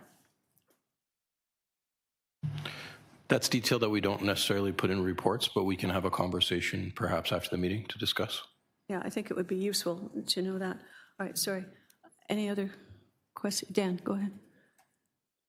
Changing topic a bit. On page 12 of your report, and page 91 of our materials, there's a reference to the number of disputes that are being handled. And the one that stuck out to me was the second last paragraph grouping, landlord-tenant disputes, 961. I shudder to think the police are acting on landlord-tenant disputes, and I'm somewhat concerned that our CSU, I mean, clearly that's a legal issue, not a neighbor issue. So can maybe you expand on what those 960 disputes might be, and why is it being handled through this avenue and not through our legal department? Through the chair, I want to answer you properly. I do want to say, as a general comment, this is not really an analytical report. It's primarily a compliance and descriptive annual report. It gives counts, but not rates, not trends, not comparisons to prior years, and not a lot of the context that you're asking about. I will have to follow up with you on the specific details of the 961 cases that you're referring to, or 691 cases you're referring to. Good, okay, because I remember in my old hat occasionally getting calls from people who were tenants who were assaulted by a staff person. I'm not talking TCHC here. And I'd say, that's a police matter. And they go to the cops, and the cops say, no, it's landlord tenant, we don't do that. So that's the genesis of my concern. I also, just the item below that has to do with fire-related incidents. So I take it that's just where the police or CSU was involved, because, hell, I think my building alone gets that number of false alarms. So that doesn't reflect the false alarm issue that we have. Through the chair, it's not a total count. count. A lot of people. Absolutely. Yeah. It refers to CSU activity related to false alarms. Okay. Thank you. Anything further then? Any other questions? No? All right. This then is a report that in fact has to go to the board, because it's the board that's mandated to, well, actually, no, it's not. I'm sorry. It's the Community Safety Unit. It's mandated, is it not, to send the report to the to the Toronto Police Service Board. But I gather the history is it was discovered a number of years ago that that report was going directly, and the board wasn't seeing it. Yes, and so since it does also have an impact clearly on tenants and what's happening in tenant communities, it was decided that it would come here for information, and it will then I will require a motion to simply receive it as information and send it off to our board for information, and so that they know what's, I guess it's probably already been sent, in fact, what's being sent to TPSB. So if I could have someone move that motion, please. I'll move it. I'll move it. Thank you. Seconder? Debbie? All in favor? Passed. All right, that motion is now passed. Thank you. All right, we'll now move on to the issue of the availability of naloxone in TCHC communities. And we have two deputants on that. First one, and she's already here, is Catherine Wilkinson. So, Catherine, the floor is yours. Yes, good morning. Thank you again, Madam Chair. So tenants are not familiar with the TCHC harm reduction policy created in 2020. And I have to admit, I just read it myself for the first time. And as we know, you do not have to be a trained responder to administer naloxone. Toronto Public Health provides naloxone kits to children 13 years of age and older. And the nasal spray is a 3-step process designed for ease of use. And they also distribute injectable kits. In an overdose situation, we all know that time is of the essence. naloxone must be administered immediately, and for this reason, it would not always be possible or practical to call someone like CSU to administer naloxone if you encounter someone who may be experiencing an overdose. There already are tenants in Toronto Community Housing who have naloxone kits and administer it in life-saving situations. They are protected under the Good Samaritans Act. Drugstores are literally making announcements inviting the public to come pick up their free naloxone kit at the pharmacy, while others have signage encouraging the public to ask for a free kit. The CSU focus for the past decade, as we know, has been on crime and vandalism. Tenants are not aware that CSU is considered the primary emergency response in overdose situations. The CSU report to the Toronto Police Services that we just discussed indicates it was administered 5 times in 2025. Where a tenant encounters someone who appears to be suffering a medical emergency, their first instinct will always be and continues to be to call 911, and that will ensure an emergency response. With an aging tenant population, an equally important emergency life-saving device would be to consider provision of defibrillators in our buildings. Thank you for your consideration. Thank you, Ms. Wilkinson. Next is, I believe, Miguel.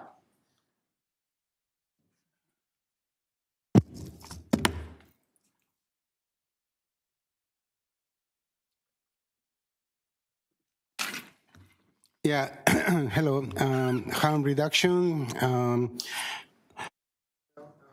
We lose a number of residents in Toronto Central. It's true. A lot of residents have died of overdose. I am glad that my community does have a harm reduction program run by COTA, and I hope I can see that screen, that poster on the screen. Is anybody in the bulletin board? I mean, in the community room there? Hello? Okay, here we go. It's a connection problem. There we go. Yeah, it is. So see, we have a poster here. COTA thankfully provides a harm reduction kit, including naloxone. Last month, during our Region Park Safety Network meetings, we were informed by workers from the Region Park Health Center that sometimes naloxone does not work on certain drugs, especially those who have been circulating in the little while that have, what is the word here? A veterinary sedative. So we're talking about horse pills going around that do not help. Naloxone is not effective at all. You have to do CPR on the resident or apply as many times as possible naloxone. So here are the new drugs: siloxane, methamphetamine, nisatines, benzodiazepines, chlorophens. So these are new drugs out there that the effect of naloxone is really limited.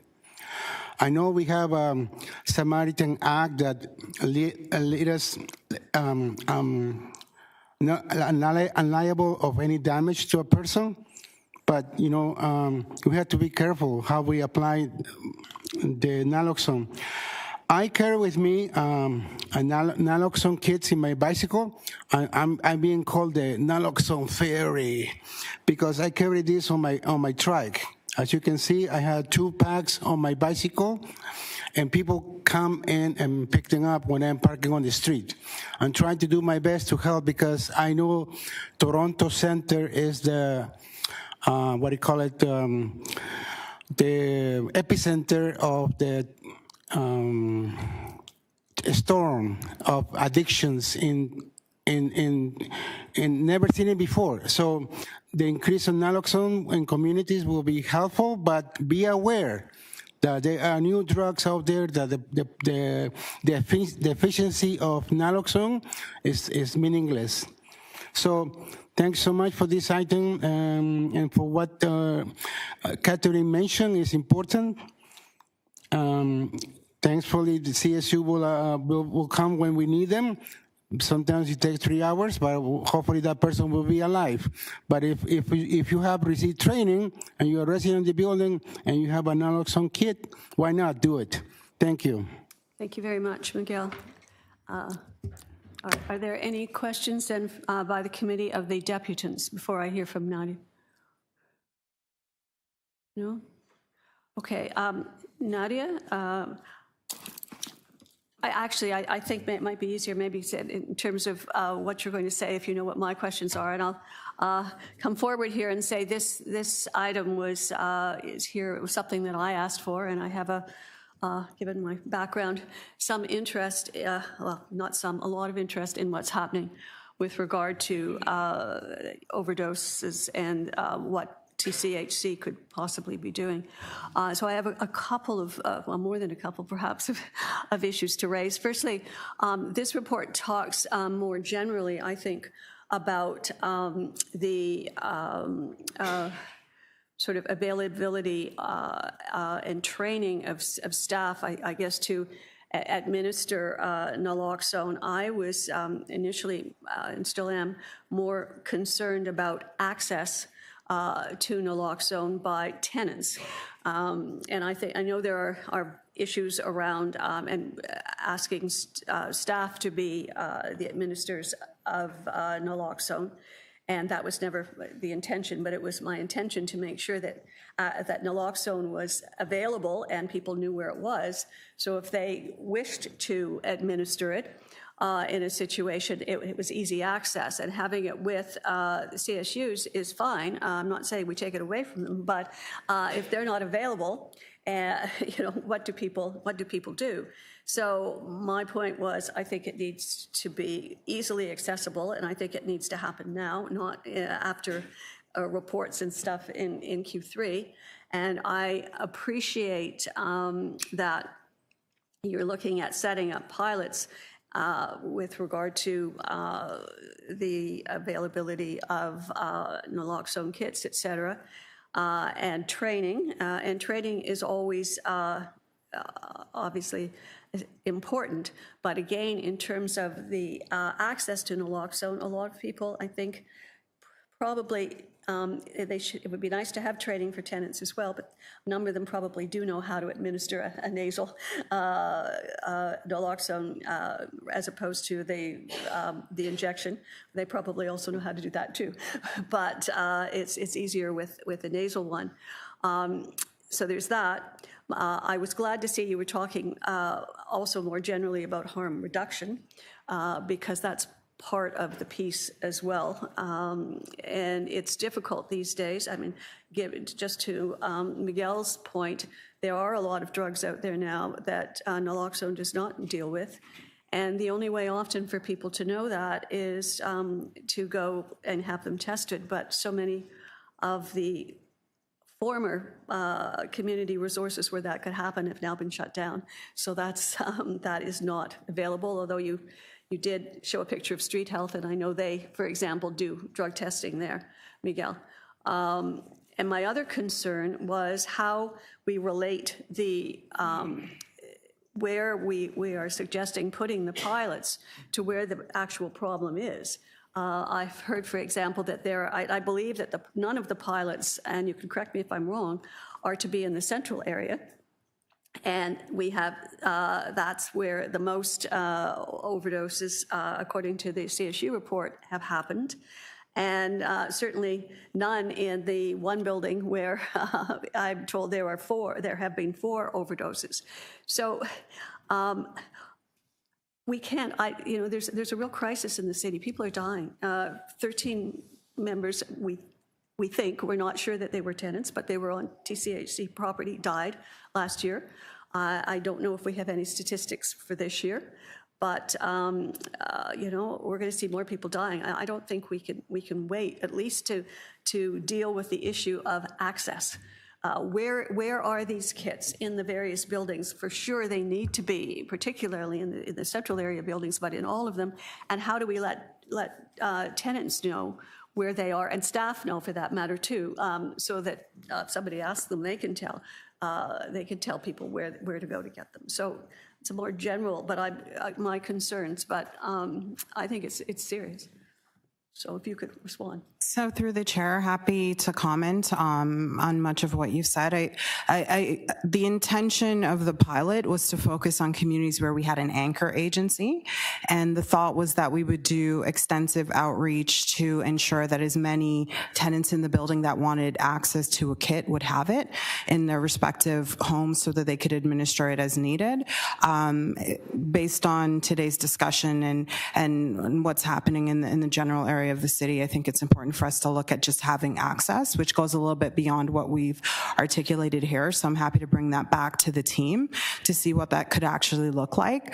I do want to clarify that of those 13 deaths, the majority of those were in individual units, and so having access to a journal kit may or may not be helpful. But I do want to suggest that your suggestion around the expanded access is something that we need to look at. So I will take that back with my team, and certainly starting with the sites downtown where we've seen a higher number of overdoses. So for sure, I think that's a really valid suggestion, and I will take that back with my team to action.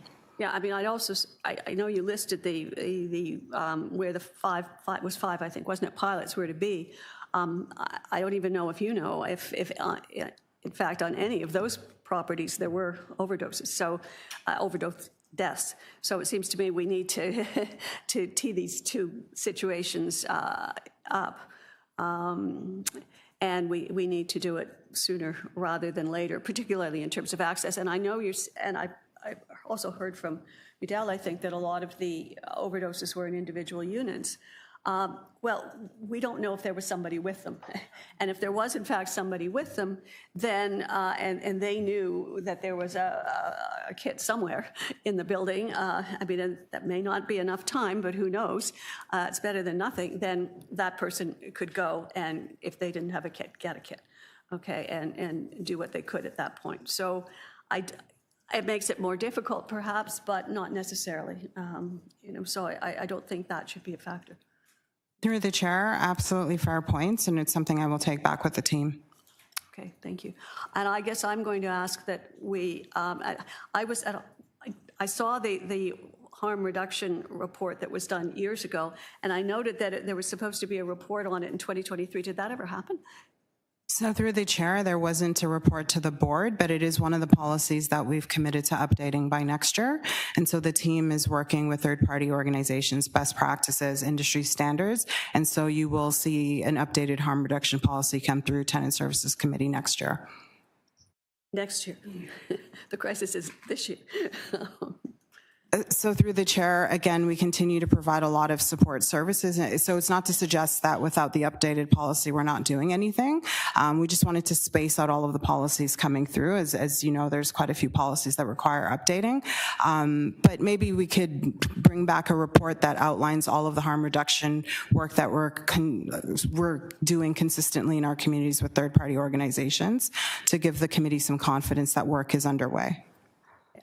I agree that I'm sure there are lots of reports and policies that need updating, but with regard to this whole area, people die.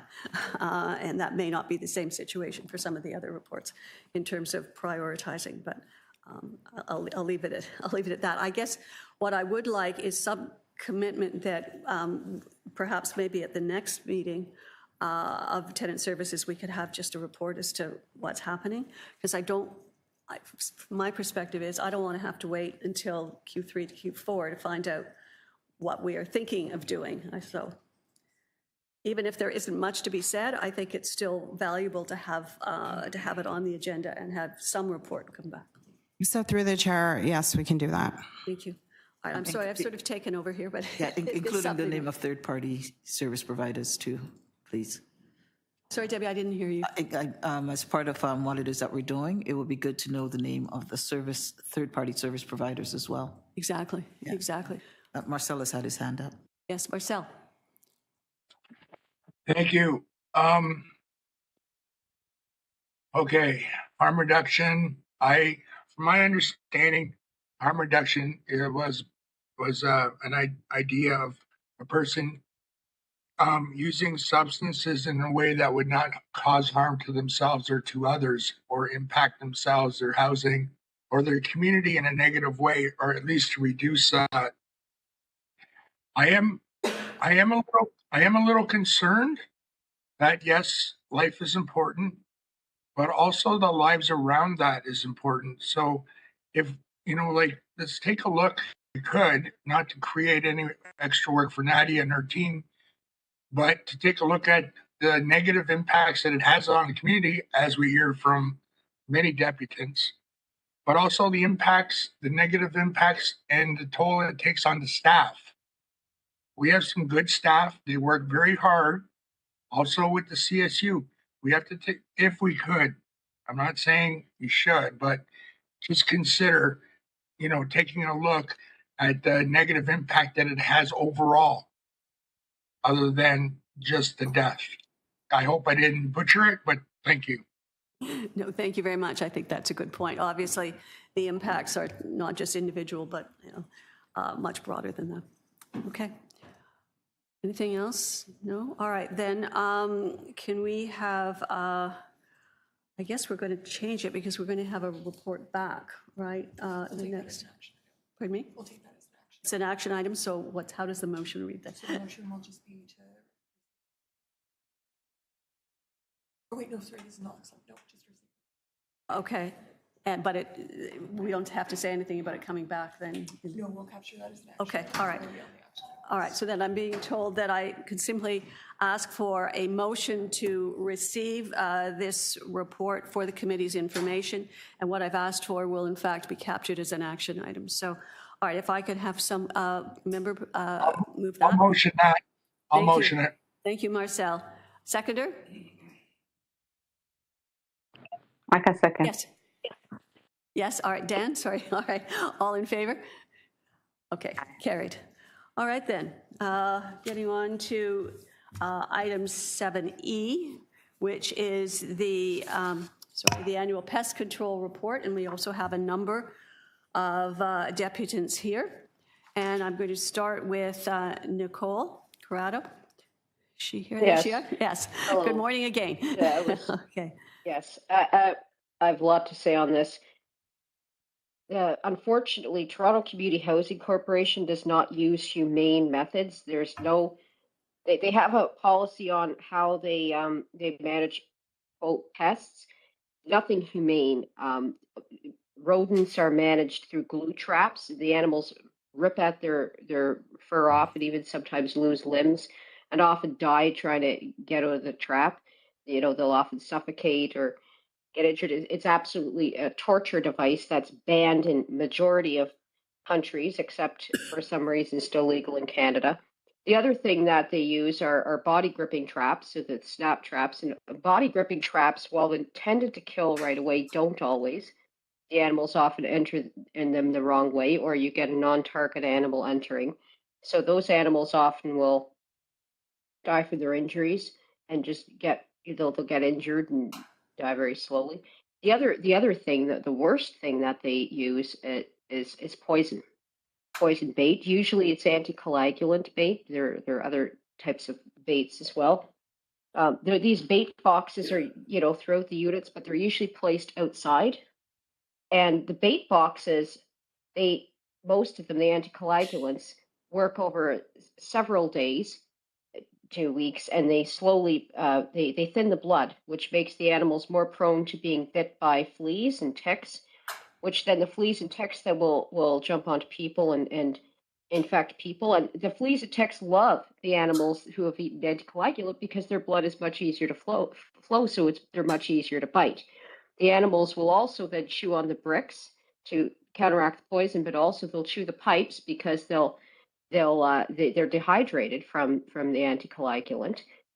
And this anticoagulant doesn't just stay with the rats and the mice, it goes right up the food chain. So the rats and the mice, they'll take the poison out of the bait boxes and they'll cache it around people's units. People found poison in their shoes, people find poison, everywhere. And other animals, they will eat the slowed down rats and mice who are slower because they have joint pain and suffer strokes from the anticoagulant. So then other animals will be eating, a lot of birds of prey, a lot of mustelids, a lot of canids like foxes will eat the rats and mice who've eaten poison because they're the easiest ones to catch. They get sick, some of them die, but a lot of animals like foxes are more prone to mange, again, because it's easier for the mites to bite them, and their immune system goes down. The other thing that happened, the whole issue is these pest control companies, what they don't do, they do not fix the holes, and they do not clean up the garbage attractant. So the garbage attractant not only attracts rats and mice, but there were 2 bear complaints. Now, the rodenticide bait, by the way, is also a huge bear attractant because bears absolutely love the rodenticide bait. They could pop open the box. The box is not really locked. It has a little latch that sort of sticks, and you can push it in. Well, a bear will just with their paws or with their bum just squish it open and just pop the box open, or even just break the box and eat the bait. Or they'll find bait that's been stashed around, or they'll scavenge animals they find it. And that's what probably the reason you had 2 bear complaints last year was because instead of cleaning up the attractants, you put out more food, poisoned food, but you put out more attractant, and so you had a bear buffet. So that's the thing. So the way, if you actually want to manage animals humanely and effectively, I suggest contacting the Toronto Wildlife Center and also contacting the Rodenticide Free Ontario. Rodenticide Free Ontario, it's rodenticide-free.ca. It's an easy to remember, rodenticide-free.ca. They have a list of humane companies that do not harm any animals. And what the humane companies do is they will put one-way doors so that the rodents cannot get out. They can get out, but they can't get back in. And what they will also do is they will remove all the attractants. So you need to be getting bear-proof bins, and which keep rodents out as well. You also there's a product called Rodexit, which blocks rodents. Rodexit, and contact some of the companies through rodenticide-free.ca, the Rodenticide Free Ontario, and also you could get unwelcome mats, which they give a mild electric shock to the bear. They do not harm the bear, but they keep the bears away. Would also suggest talking to Bear With Us as well, the Bear With Us Bear Sanctuary, because you do not have a pest problem.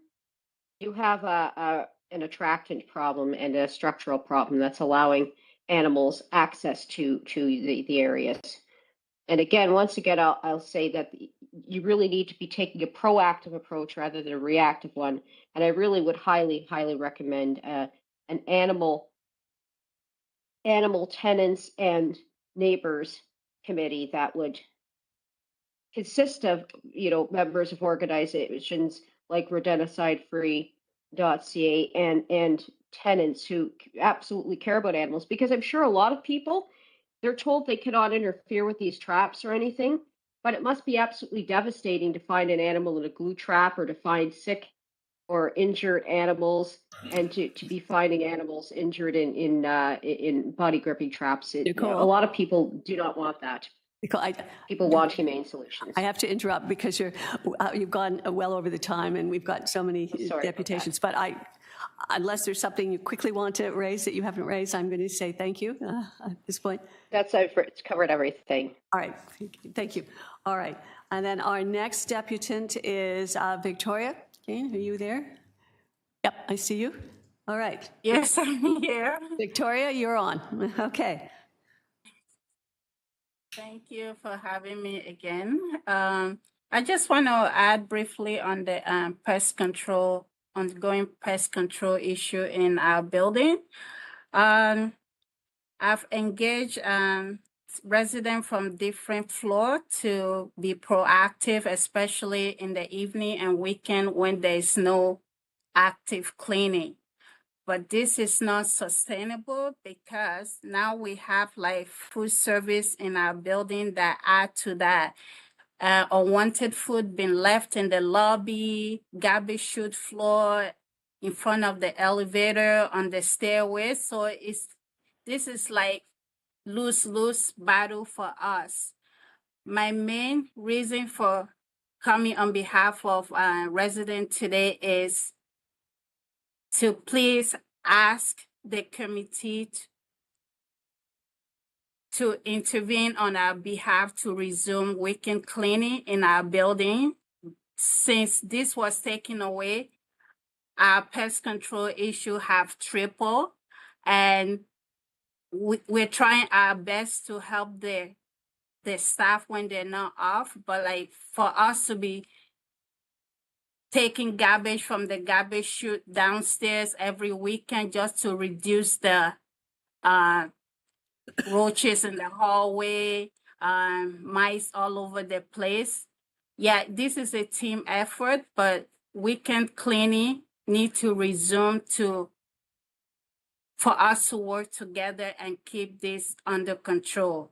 I've already initiated community cleanup, engaged a lot of tenants indoor and outdoor. We're doing our part. We need TCH to meet us halfway and bring back weekend cleaning so we could, like, the pest control could be something that's manageable. I've reached out to the management team. I'm willing to commit 6 months to work with the tenants. And when I put my mind to something, there's results. So I could guarantee you our pest control issue will be reduced by at least 50% in that 6 months. But we need your help as well. Weekend cleaning, even if it's just taking care of the elevators and the lobby, our team will be the supporting staff, but we cannot be the main cast. We're willing to support. Once again, thank you for having me. Thank you, Victoria. Your deputation is appreciated. All right, then our next deputant is Allison Hansen. I see you there. Great. There. Thank you. Good morning, committee members. Thank you so much for having me here today. My name is Allison Hansen, and I'm here on behalf of Rodenticide Free Ontario. Obviously, I'm speaking to item 7E. It's really encouraging to see TCHC's focus on a holistic pest management approach that is centered on prevention, mitigation, and education. We hear quite regularly from residents who are concerned about rodenticide use in and around community housing, given the risks to companion animals, children, and wildlife. As you look ahead into the 2026 initiatives, continuing to move forward prevention-first approaches that address root causes will be essential to achieving effective, sustainable, and humane pest management. These approaches also reduce recurring costs by eliminating the need for ongoing poison use. We would be happy to support this work, whether that's sharing best practices, helping identify service providers, or contributing to procurement and program design. I just have 2 questions, if I may. First would be, okay, thank you. Could staff speak to how rodent management is being addressed within the full building cleanout model and whether non-poison methods are being prioritized as part of that work? And then the second is, does the current pest management contract support prevention first non-rodenticide approaches, or would that require changes to procurement? We have found that in many municipalities, contract structures can make it difficult to shift away from ongoing poison use. Thank you for your time. Thank you. When we hear from the staff, remember that those 2 questions are there, all right? Thank you. Okay, thank you so much. All right, we have another deputant, and that is Mela Brown. Is she here? Yes. Is Mela Brown online? Are you there? Because I see a call-in user, but not a name. Hi. Hi. Hi there. Are you Mela? I'm sorry, I had to, yes. Can you Okay. hear me? I had to join by phone. Thank you. It's fine. Go ahead. Wonderful. Good morning. My name is Mela. I am a Toronto community housing tenant. On behalf of myself and my neighbors, thank you for hearing our concerns regarding the use of rodenticides in and around our buildings, specifically a 3-story walk-up and a neighboring townhouse complex on Sullivan Street. I do appreciate TCH's efforts to support tenants with sharing space with downtown rat population. However, I ask that you consider safe and effective approaches over using harmful, inhumane, toxic poisons. I'm asking that rodenticides no longer be used, and I'll share a few reasons as to why tenants are concerned. We have observed broken bait boxes, which means all animals, including the community members, cats and dogs, can access the poison bait.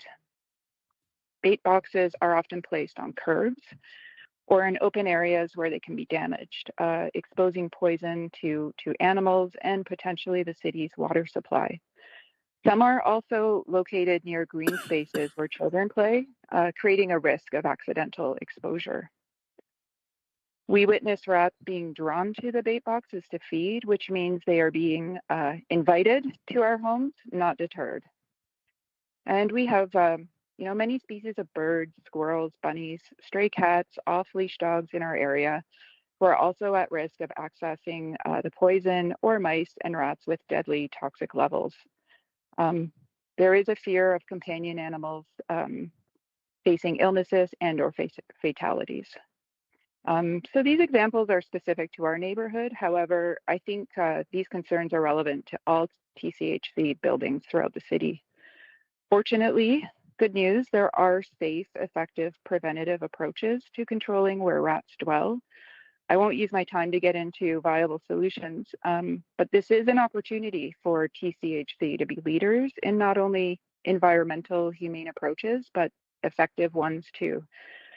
So please, no more poisons in our communities. Thank you very much. I appreciate you hearing me out. Thanks. Thank you very much for your deputation. It's appreciated. There was also, which has been distributed, another deputation in writing from Kimberly Wesley. So, who is not coming online, I gather. No, okay. All right then, members of the committee, any questions of the deputants? No? Okay. Nadia, I'm going to turn it to you to see if you have anything you'd like to say. Through the chair, thank you to the deputants and thank you to the committee for your interest in this item. I will throw it to Karim Kanji, who oversees the program, to speak a little bit to how we address these concerns, and also if there's anything you want to highlight from the report, Karim. Thank you, and thanks for the question through the chair. As part of the full building cleanouts, yes, we do action rodent stations as well as glue traps and rodenticide placements in critical areas. And the cleanout itself has a multi-layer approach. We don't just look at putting bait stations in apartments or homes. We also look at structural issues, which are then identified and to be actioned through our maintenance teams. Thank you. Anything further? I know there were 2 questions that were raised by Deputant Hansen. She was asking for some clarification on. I don't know if you can give that, Nadia. So I can speak to the second question. So there was a question around, does the current process support prevention first? That is always the focus. We've worked with our local engagement teams as well as tenants to look at different training materials and resource materials to support tenants being able to support that process. So I think from our perspective, prevention is the best approach as well. And so we remain committed to doing that when working with our tenants. There was one other question, which I didn't note, unfortunately. Ms. Hansen, you had 2 questions. One of them has been answered. Yeah, thank you so much. The first one was, just speaking about how rodent management is being addressed in the full building clean out model and whether non-poison methods are being prioritized as a part of that work. Thank you. So I believe Karim spoke to that, but Karim, maybe you can double down on your response. Thank you for the question again. No, poison packs are not, Maintenance issues are more prioritized than poison packs are, but when required, we do use both methods. And as mentioned earlier, the maintenance is identified to be addressed through our maintenance team after, and we do follow-ups to environmental health unit on those issues. Thank you. All right, then. Any questions from, any other questions from the members of the committee? All right, then. If I could have a motion, please, to receive the 2025 Annual Pest Control Report for the committee's information. I'll move it. All right, moved by Marcel, seconder. Dan, I'm looking at you. All right, all in favor? Thank you. All right, then that motion is approved. Moving on then to 7F, which is the annual unit inspections report, sorry. And there are two deputations here. One was a late one, and I'll deal with that after the first one. And Victoria, I guess, is she coming? No. That was in writing, and I don't believe she's coming on. Or is she? Is she here? Oh, I see her, sorry. My mistake. All right, Victoria. Go ahead. That's written. That's written. Just written. All right. Thank you. That's why I wasn't sure at the beginning. All right, then, Miguel, you are a late registrant, but I'm just going to say, because we have so many deputations today, keep it brief, but I'll let you be a deputant. Thank you, Chair, for allowing me to speak on this final item. This is my final deputation, and for the record, I have submitted everything in writing, including all the photographs to the secretary. Yes, I did, but later you can distribute it. Okay. So item 7F, annual unit inspections. I'm glad to see that in this year, there is a new approach to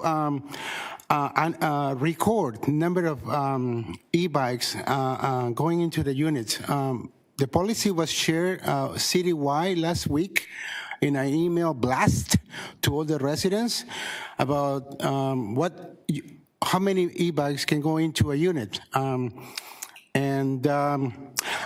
sad to say that last night we have a fire. We had 12 fire trucks, and I cannot deny it or confirm it, but it was related to an e-bike fire. So unless I make a freedom of information, I will hear what really happened last night. But we had 12 fire trucks outside 220 Oak. It's crazy, I know. So I'm glad also to see that on the new tenant lease agreements, we are putting e-bikes as an important condition of when you rent your unit. I'm going to put it on the display, if I can, on my screen. Not working. Can we try again? Okay, here we go again. Right. Here is on the lease agreement, we are mentioning e-bikes and what are the expectations of the residents. We are not making any mention about lithium batteries, but it is a first attempt to reduce the number of e-bikes that are flammable. Perhaps we can enforce this policy with the new tenants moving in. With the old tenants that are used to bring their e-bikes over 55 kilograms, maybe we can provide them with outside enclosures. I am willing to entertain an idea of a pilot project at 220 Oak that will address the need to have an enclosure with all their fancy things, CCTV camera, locks, roof, because as I said last night, we had 12 fire trucks, and it seems to be related to an e-bike fire. So thank you for making a big effort to include in the lease agreement. And what else I was going to say? Yeah, that's all I had to say about e-bike. Annual unit inspections is doing great to include the number of e-bikes in the units, and that way we can enforce this policy. Thankfully. Thank you, Miguel. All right, maybe Nadia, is there anything you wish to say? And then I'll ask if there are any questions. Maybe I'll do it that way for this one. So through the chair, I'll start and then I'll throw it to John Anka, our Senior Director of Operations. This was our highest compliance rate in terms of completing annual unit inspections. It is something that my team works on for the vast majority of the year. It's a significant undertaking, particularly for our 416 frontline staff. In units where we do not get access, we continue to work with the tenant through our tenancy management processes to ensure we can get into the unit. But I would like to congratulate all of the frontline staff that continue to support this kind of work day in and day out, because it's quite an undertaking. John, I don't know if there's anything else you want to add. Sure, through the chair, I'll address the comments made by the deputant in relation to the e-devices. As the committee is aware, we had the policy approved last year. Since then, we've worked to do a targeted approach where we have actually reached out to tenants who we know have e-bikes in the units. That's been identified through the AUIs, so that we've reached out to them with a specific package to raise awareness and educate about safe practices and requirements of the policy. We've also done a general education and awareness raising throughout all the buildings. So it's a tiered approach. And again, we've also identified some high priority sites through the portfolio where historically we've had higher incidents of fires, and we've done building intercepts there. I'll say that this work will continue for the balance of the year. We have seen a slight uptick of e-bike fires, so certainly a reminder that it remains top priority for the team, but we'll continue to work with this with our tenant advocates as we go through the journey. Thank you. Sorry, are there any questions from committee members? No? All right then, seeing no questions, I'm going to ask that a motion be moved to receive the 2025 annual unit inspections report for this committee's information. Do I have someone to move it? Debbie, seconder? Dan, okay. All in favor? Aye. Thank you. All right then, moving on to item 7G, winter floor mats and accessibility. We have three deputations there. We're starting with Catherine Wilkinson, who's on the screen. Okay. Thank you, Catherine. Go ahead. Thank you again, Madam Chair. And I just want to reassure everyone this is my last deputation for today. So I want to thank staff for bringing forward this report. One of the things that came to my mind is that we are referring to these as winter mats, which suggests they are seasonal in nature, and we will be removing them after the winter season. Toronto Community Housing uses mats throughout the portfolio in its common areas and main entrances, which were initially intended for winter use only. And in many buildings, these mats are now in place year-round and for good reason. There have been a number of slip and falls in common areas and building entrances when it rains, resulting in wet floors and subsequent lawsuits. For this reason, and to mitigate the risk, mats are often in place year-round. It is unfortunate it took a deputation to our board to address this accessibility issue for lack of an internal process that would have allowed for a more timely response at the local level. I'm pleased to see we're undertaking a new process to implement and address individual accessibility issues. Your report indicates that there's a staff person, but it doesn't indicate who that staff person will be, whether or not they have any expertise in responding to accessibility needs of tenants, nor how long it may take to investigate concerns brought to their attention. Toronto Community Housing is fortunate to have a partnership with RPATH, a group of subject matter accessibility experts, to collaborate with on accessibility issues. Accessibility is one of the areas that Toronto Community Housing can be proud of. They have set the bar high to create accessibility standards of excellence for tenants and staff alike. With an aging tenant population, this will place more demands on the landlord to serve and accommodate tenants with accessibility needs in the future. There must be checks and balances for site staff who provide frontline service to tenants with disabilities, as individuals' needs are unique and providing the standard service response may not be appropriate. If you would kindly indulge me, I would also like to address communicating service disruptions to tenants with disabilities. Currently, the practice is to post service disruption notices in common areas However, we know there are some tenants with disabilities who are not able to or rarely leave their unit. This means they are unaware when there is a scheduled or unplanned service disruption, such as a monthly fire alarm, the elevators at a service, or there is a water shutoff, etc.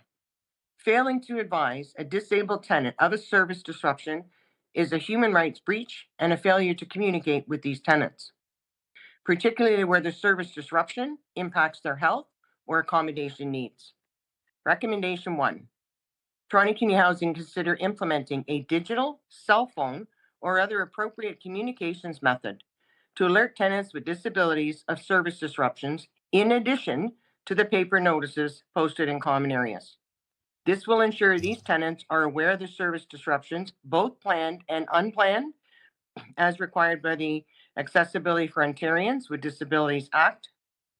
This will allow tenants with disabilities to make necessary arrangements to adapt during a service disruption.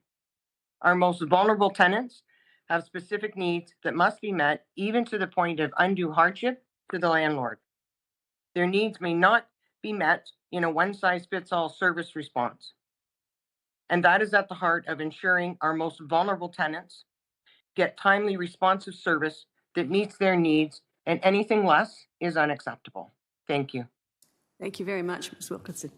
All right, the next deputant is Ms. Birch, Kathy Birch. Go ahead.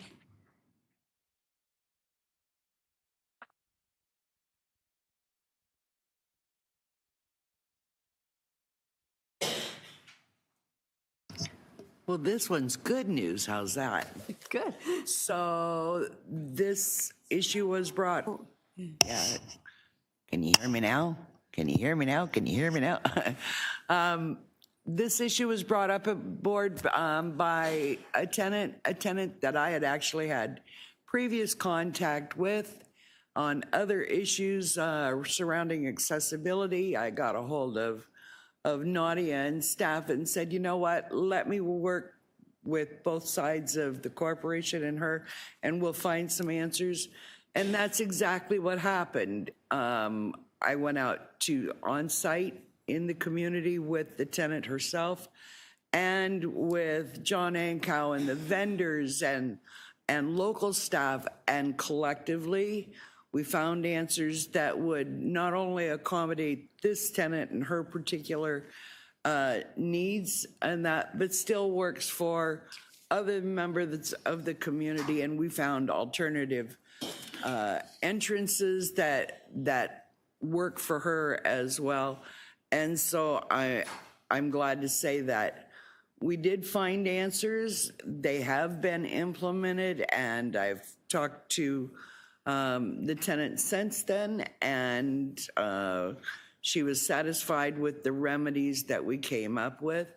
And although this was a specific instance because of her particular medical issue, and that it's something that we're keeping as a tool so that if it comes up in another community, we will be able to talk to that tenant and find out, will this work for you? But we don't see it often enough for it to become a standard, to become part of the accessibility build standards. So that's why we're just keeping it as a tool.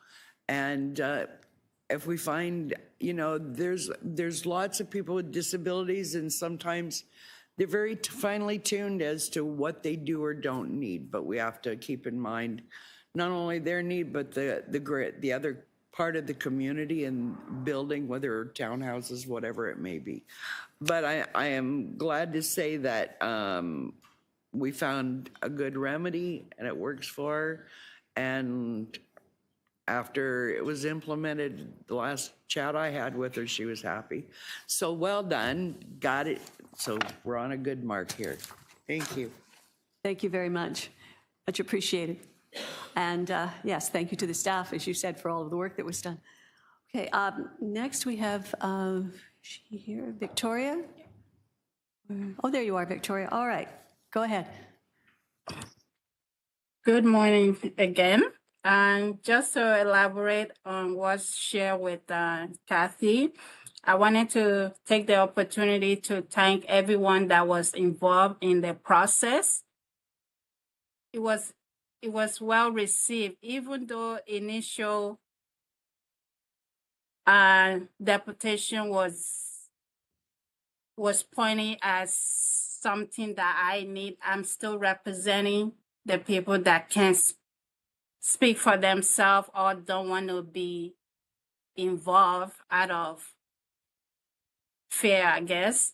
So, and I also wanted to add that we received a lot of compliment from people from the community. They think our building is the best. The color was brilliant. The only concern is we love that, but there's still some residents that feel left out. A minor adjustment will be appreciated.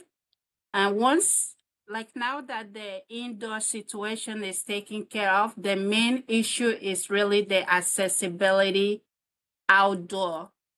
When the tactile walking signal is buried under the snow, the accessibility route is blocked with snow pile. So I would like the opportunity to invite our part on site again, just to do assessment of the entire indoor and outdoor. So there's a protocol in place when it's winter time, like there's no like back and forth with management. Oh, the fire route is not clear. The accessibility is not clear. The pathway is blocked for 8 weeks, no access for residents. So I'm inviting and I'm open the door for us to continue to collaborate and educate ourselves. So thank you again. Thank you very much for coming. All right, are there any questions of the deputants? Yes, Dan, go ahead. Victoria, I just want to confirm. So you were happy with the result that your building is safer with the winter mat situation? We just went through a very bad winter. You were satisfied by staff that the right things have been done and will be done? Is it fair to say? A few improvements, adjustment need to be done, but the residents are happy. And I mean, from where it used to be, this is like a step in the right direction. Perfection is not, it's out of the question. It's progress. And well, I know you and others will keep on plugging, but that's still music to my ears because I just I'm happy. I wanted to hear that there was a satisfactory thing. It was the first meeting that Mary and I attended, this was brought up, so kind of a special issue to us. So thank you. I did have a question for staff, though. Of course. I don't know if Nadia wants to, well, maybe ask your question so it can perhaps be addressed too when she speaks, so go ahead. Well, it seems to me that whatever is being done, there would be a cost implication, but the report is saying there's no financial cost implication. Is that because we haven't spent any money yet, or because there's a pot to draw from, or will new money have to be found? I'm saying there's no implication. So through the chair, I'll start and I'll ask John and Cal to elaborate. So what we were able to identify was a mat that actually met the visual criteria to support the needs of the request. That looks a little bit different than other mats that we tend to bulk order. There's other things that we need to consider, such as cleanliness and like visual receipt of different colors of mats, but we certainly worked at an individual basis, and we were able to identify a solution that was relatively cost neutral. So John, I don't know if there's anything else you want to add to that. Certainly, as mentioned by the deputants, this was a collaborative effort and certainly a move in the right direction. In relation to the specific example, we did find a cost neutral solution. We had worked with our selected vendors to identify the appropriate mats with the right tactile and also color in this instance. But I would say is moving forward as we become aware of these issues, that we would work with the regional teams. The regional teams have accountability for their established operating budgets, and that we would operate within those parameters as we move forward. Dan? Hopefully you're dealing with the approved vendors list on that. But. A lot of it was placement as well. Thank you. Okay. A lot of it was placement of the actual mats.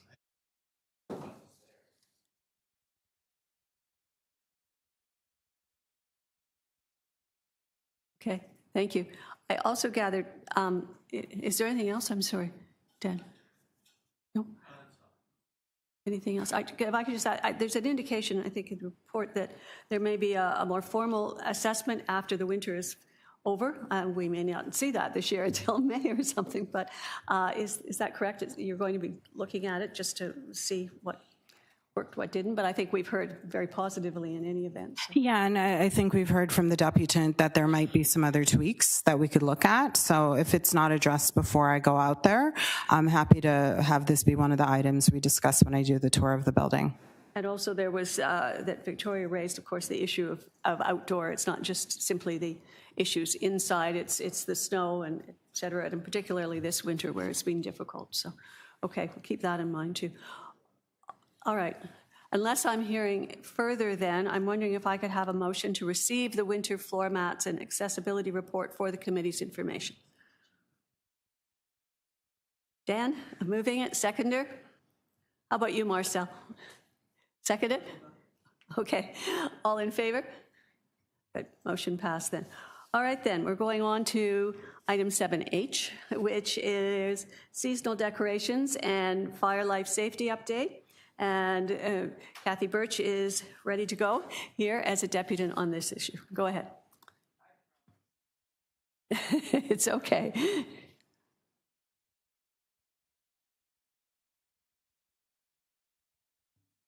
Is your mic on? Is it? Okay, maybe just speak a bit loud.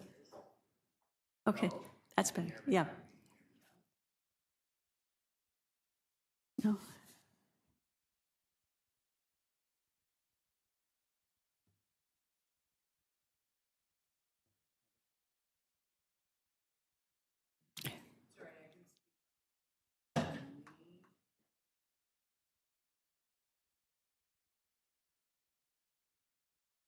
Oh. Other than being knocked around. See it. Now can you hear me? Yes, yes, that works. There you go. All right, so over the past couple of years, we've had challenges about decorating with Christmas trees and what the rules were going to be, and the fire code was changing, and myself and Catherine Wilkinson particularly, we were two people that really dug into this to find out what's going on, whether we could have Christmas trees, couldn't have, like, what are the real rules? And we did have some meetings not only with staff, but also with Toronto Fire, and found how the code was changing as of January of this year. And although it's not going to be good for many of our communities, because one of the requirements is sprinkler systems in the area. And we've got a lot of older buildings that just don't have them. We don't have the money to instantly say poof and install them, and in some cases, they're just not able to be installed and all of those things. So it's going to change how we decorate and participate in the holiday seasons. But it's also important to know that it's not just Christmas. Many of our communities, one of the engagement things is that they decorate for Valentine's Day, St. Patrick's Day, Halloween, all of, we can't, according to the new code, folks, we can't even hang a Canadian flag in our lobbies unless you've got a sprinkler system. But here's the joke, but yeah, we can put these paper posters that poof up in flames. all over like wallpaper. So it doesn't make much sense to me. Catherine and I had many discussions between ourselves and with staff. And I want to say that although I don't like it, and I'm not happy with it, I think the reason I'm here the most is to tell the tenants we have fought for the right to decorate and to enjoy the holidays no matter which one it is. But the fire code is the fire code. And unfortunately, when we talked to Toronto Fire, it seemed to me that Toronto Community Housing actually has a target on its back for the fire department to push to make sure that we are in total compliance, as opposed to the private sector who get to have nice comfy couches in their lobbies and they get to decorate. Because I'm all over this city and I see buildings of different ages and they get to, and when you ask Toronto Fire why, you know, like, why are we getting fines and yet all of these other buildings are not? They just, of course, say, well, we can't discuss those buildings with you. But you need to know, we got a target on our back. Toronto Fire put it there. And so that's the reason why we won't be able to do the things that private sector is, evidently because we are low income. It's a socioeconomic thing that the fire department has decided that we don't deserve as much as other people. And so for the tenants out there that are listening, we tried to fight. There are fire codes, but we also ask management to get the notices out so to the building sooner than later. We want it to know that it applies to all of these different holidays. It's not just Christmas. It's not just Canada Day. It's all of them that they really want to squash the fun. It's mostly about telling the tenants what to expect. Thank you. Thank you very much. Appreciate it. All right. Any questions? No? Nadia, do you have anything you want to say? No? I would like to thank both Catherine and Kathy for their ongoing involvement on this file. There's been several meetings with staff and lots of input, and I think they've been wonderful sounding boards to help us transition through this process. So I want to thank them both. Thank you. All right. Again, I thank you as well. I'm sure the whole committee thanks you and Catherine for your participation and where we've gotten, and I'm afraid, yes, it is the fire code, isn't it? So, but I think you're correct. It's important, obviously, that tenants understand, and certainly there's no question that you fought the good fight. So sometimes we can't get everything. I know. All right, then if there's nothing else, perhaps I can ask for a motion to receive the report regarding seasonal decorations and fire safety for the committee's information. Moved by Debbie, seconded by Dan. All in favor? Okay, passed.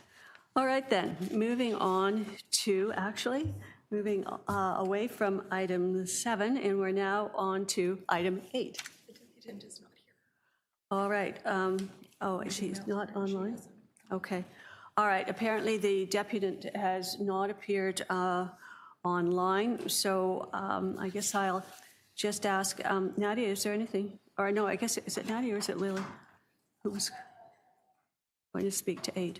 Through the chair, I think we're happy to take any questions the committee may have. We have staff on site to support that. That's fine.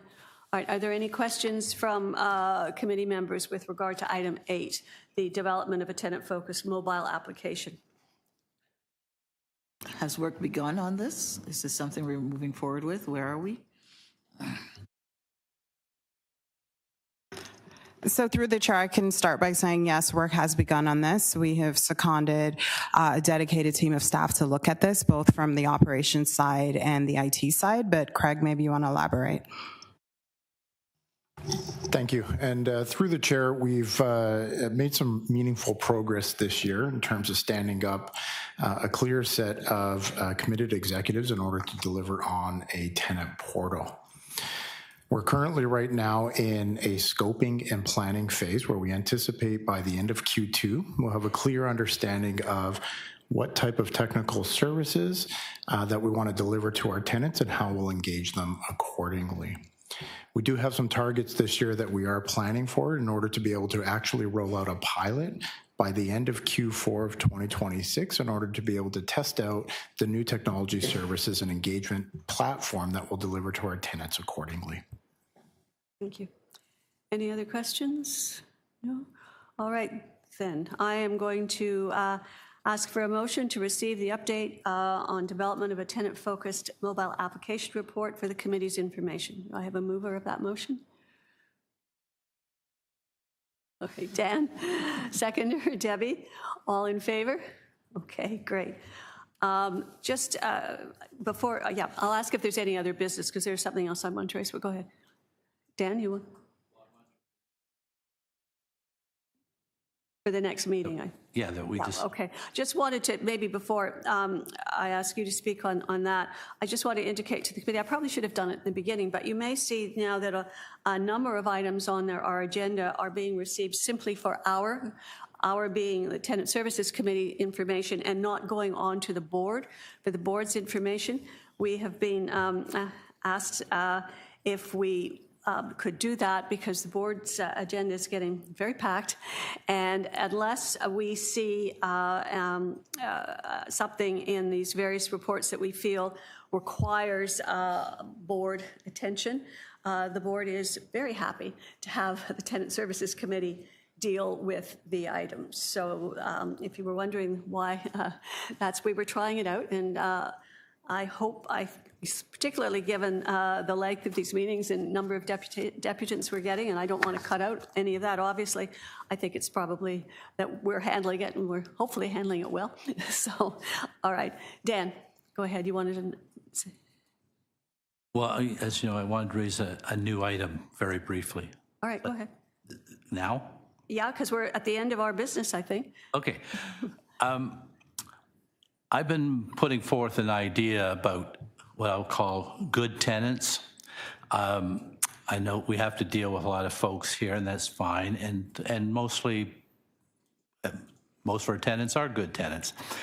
But like other landlords, we don't really recognize those people who just, make sure the rent's paid and take care of their units and all this good stuff from time to time. We recognize employees, for example, when they reach milestones, 5 years, 10 years with the corporation. So I'd like us to consider just something that recognizes people from time to time. I'm not talking about spending a lot of money. It could be very simple. It could be a letter. It could be a certificate. Hey, you've been a tenant for 5 years. I hope you've been happy. We look forward to the future, 10 years, et cetera, et cetera. I've had some discussion with Nadia and Mary about this, and we've identified what can be issues here. I'm going to try to circulate my own ideas to the staff and board, and then ask that procedurally something come to the Tenant Services Committee at our next meeting.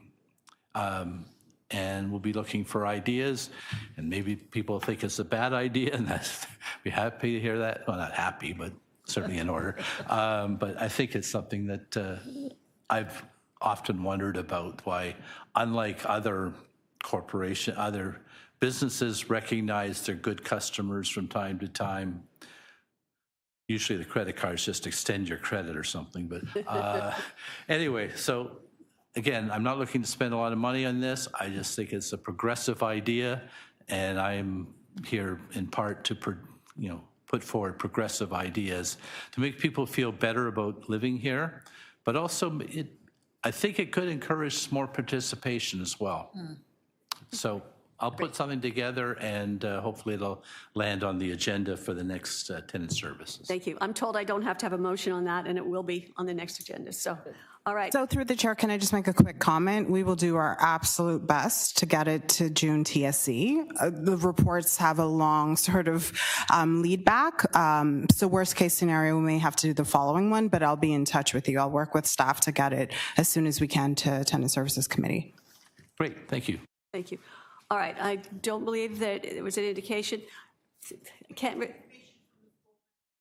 Pardon me? Yes?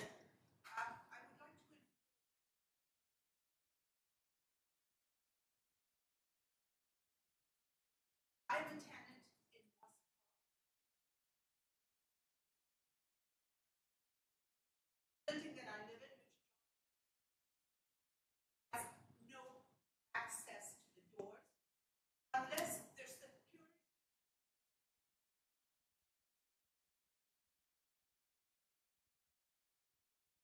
Okay. And under certain weather, the door that 9 doors open, but it's particularly the back door where I've been told that the handle has been on back order.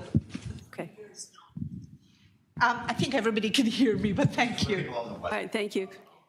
So as a result, what is happening is that I have been told in the wintertime to take the long way around the building to go around the other side through the snow and ice. Okay, I appreciate it, and I'm sure you must be frustrated. I'm going to ask that perhaps you deal with the appropriate staff here, because just in fairness to everyone else, because we've had a lengthy list of deputants, and most people have to register to be deputants. I'm afraid I wasn't able to do so because I'm recovering from a 2-week bout of food poisoning. Okay. I apologize for that. That's fine, but there are staff here that perhaps you could have a discussion with, all right, now? Thank you. I'm afraid it's being ignored. Okay, pardon me? Ignored. Well, we don't want to ignore your concerns, all right? So now everybody's heard them, and you can take a moment, hopefully, to have a discussion with staff today, all right? Thank you. Well, that's essentially what I meant, but yes, I agree. Okay. Pardon me? Well, okay. Discussion is fine. All right. Having said that and determining that there is not any other business for the public meeting, can I have a motion to terminate the public meeting? Debbie, a seconder? I'll second it. Okay, Marcel. All right. Everyone in favor? Yes, all right. The meeting then is adjourned. Thank you very much, and we'll take a brief break while we get set up for the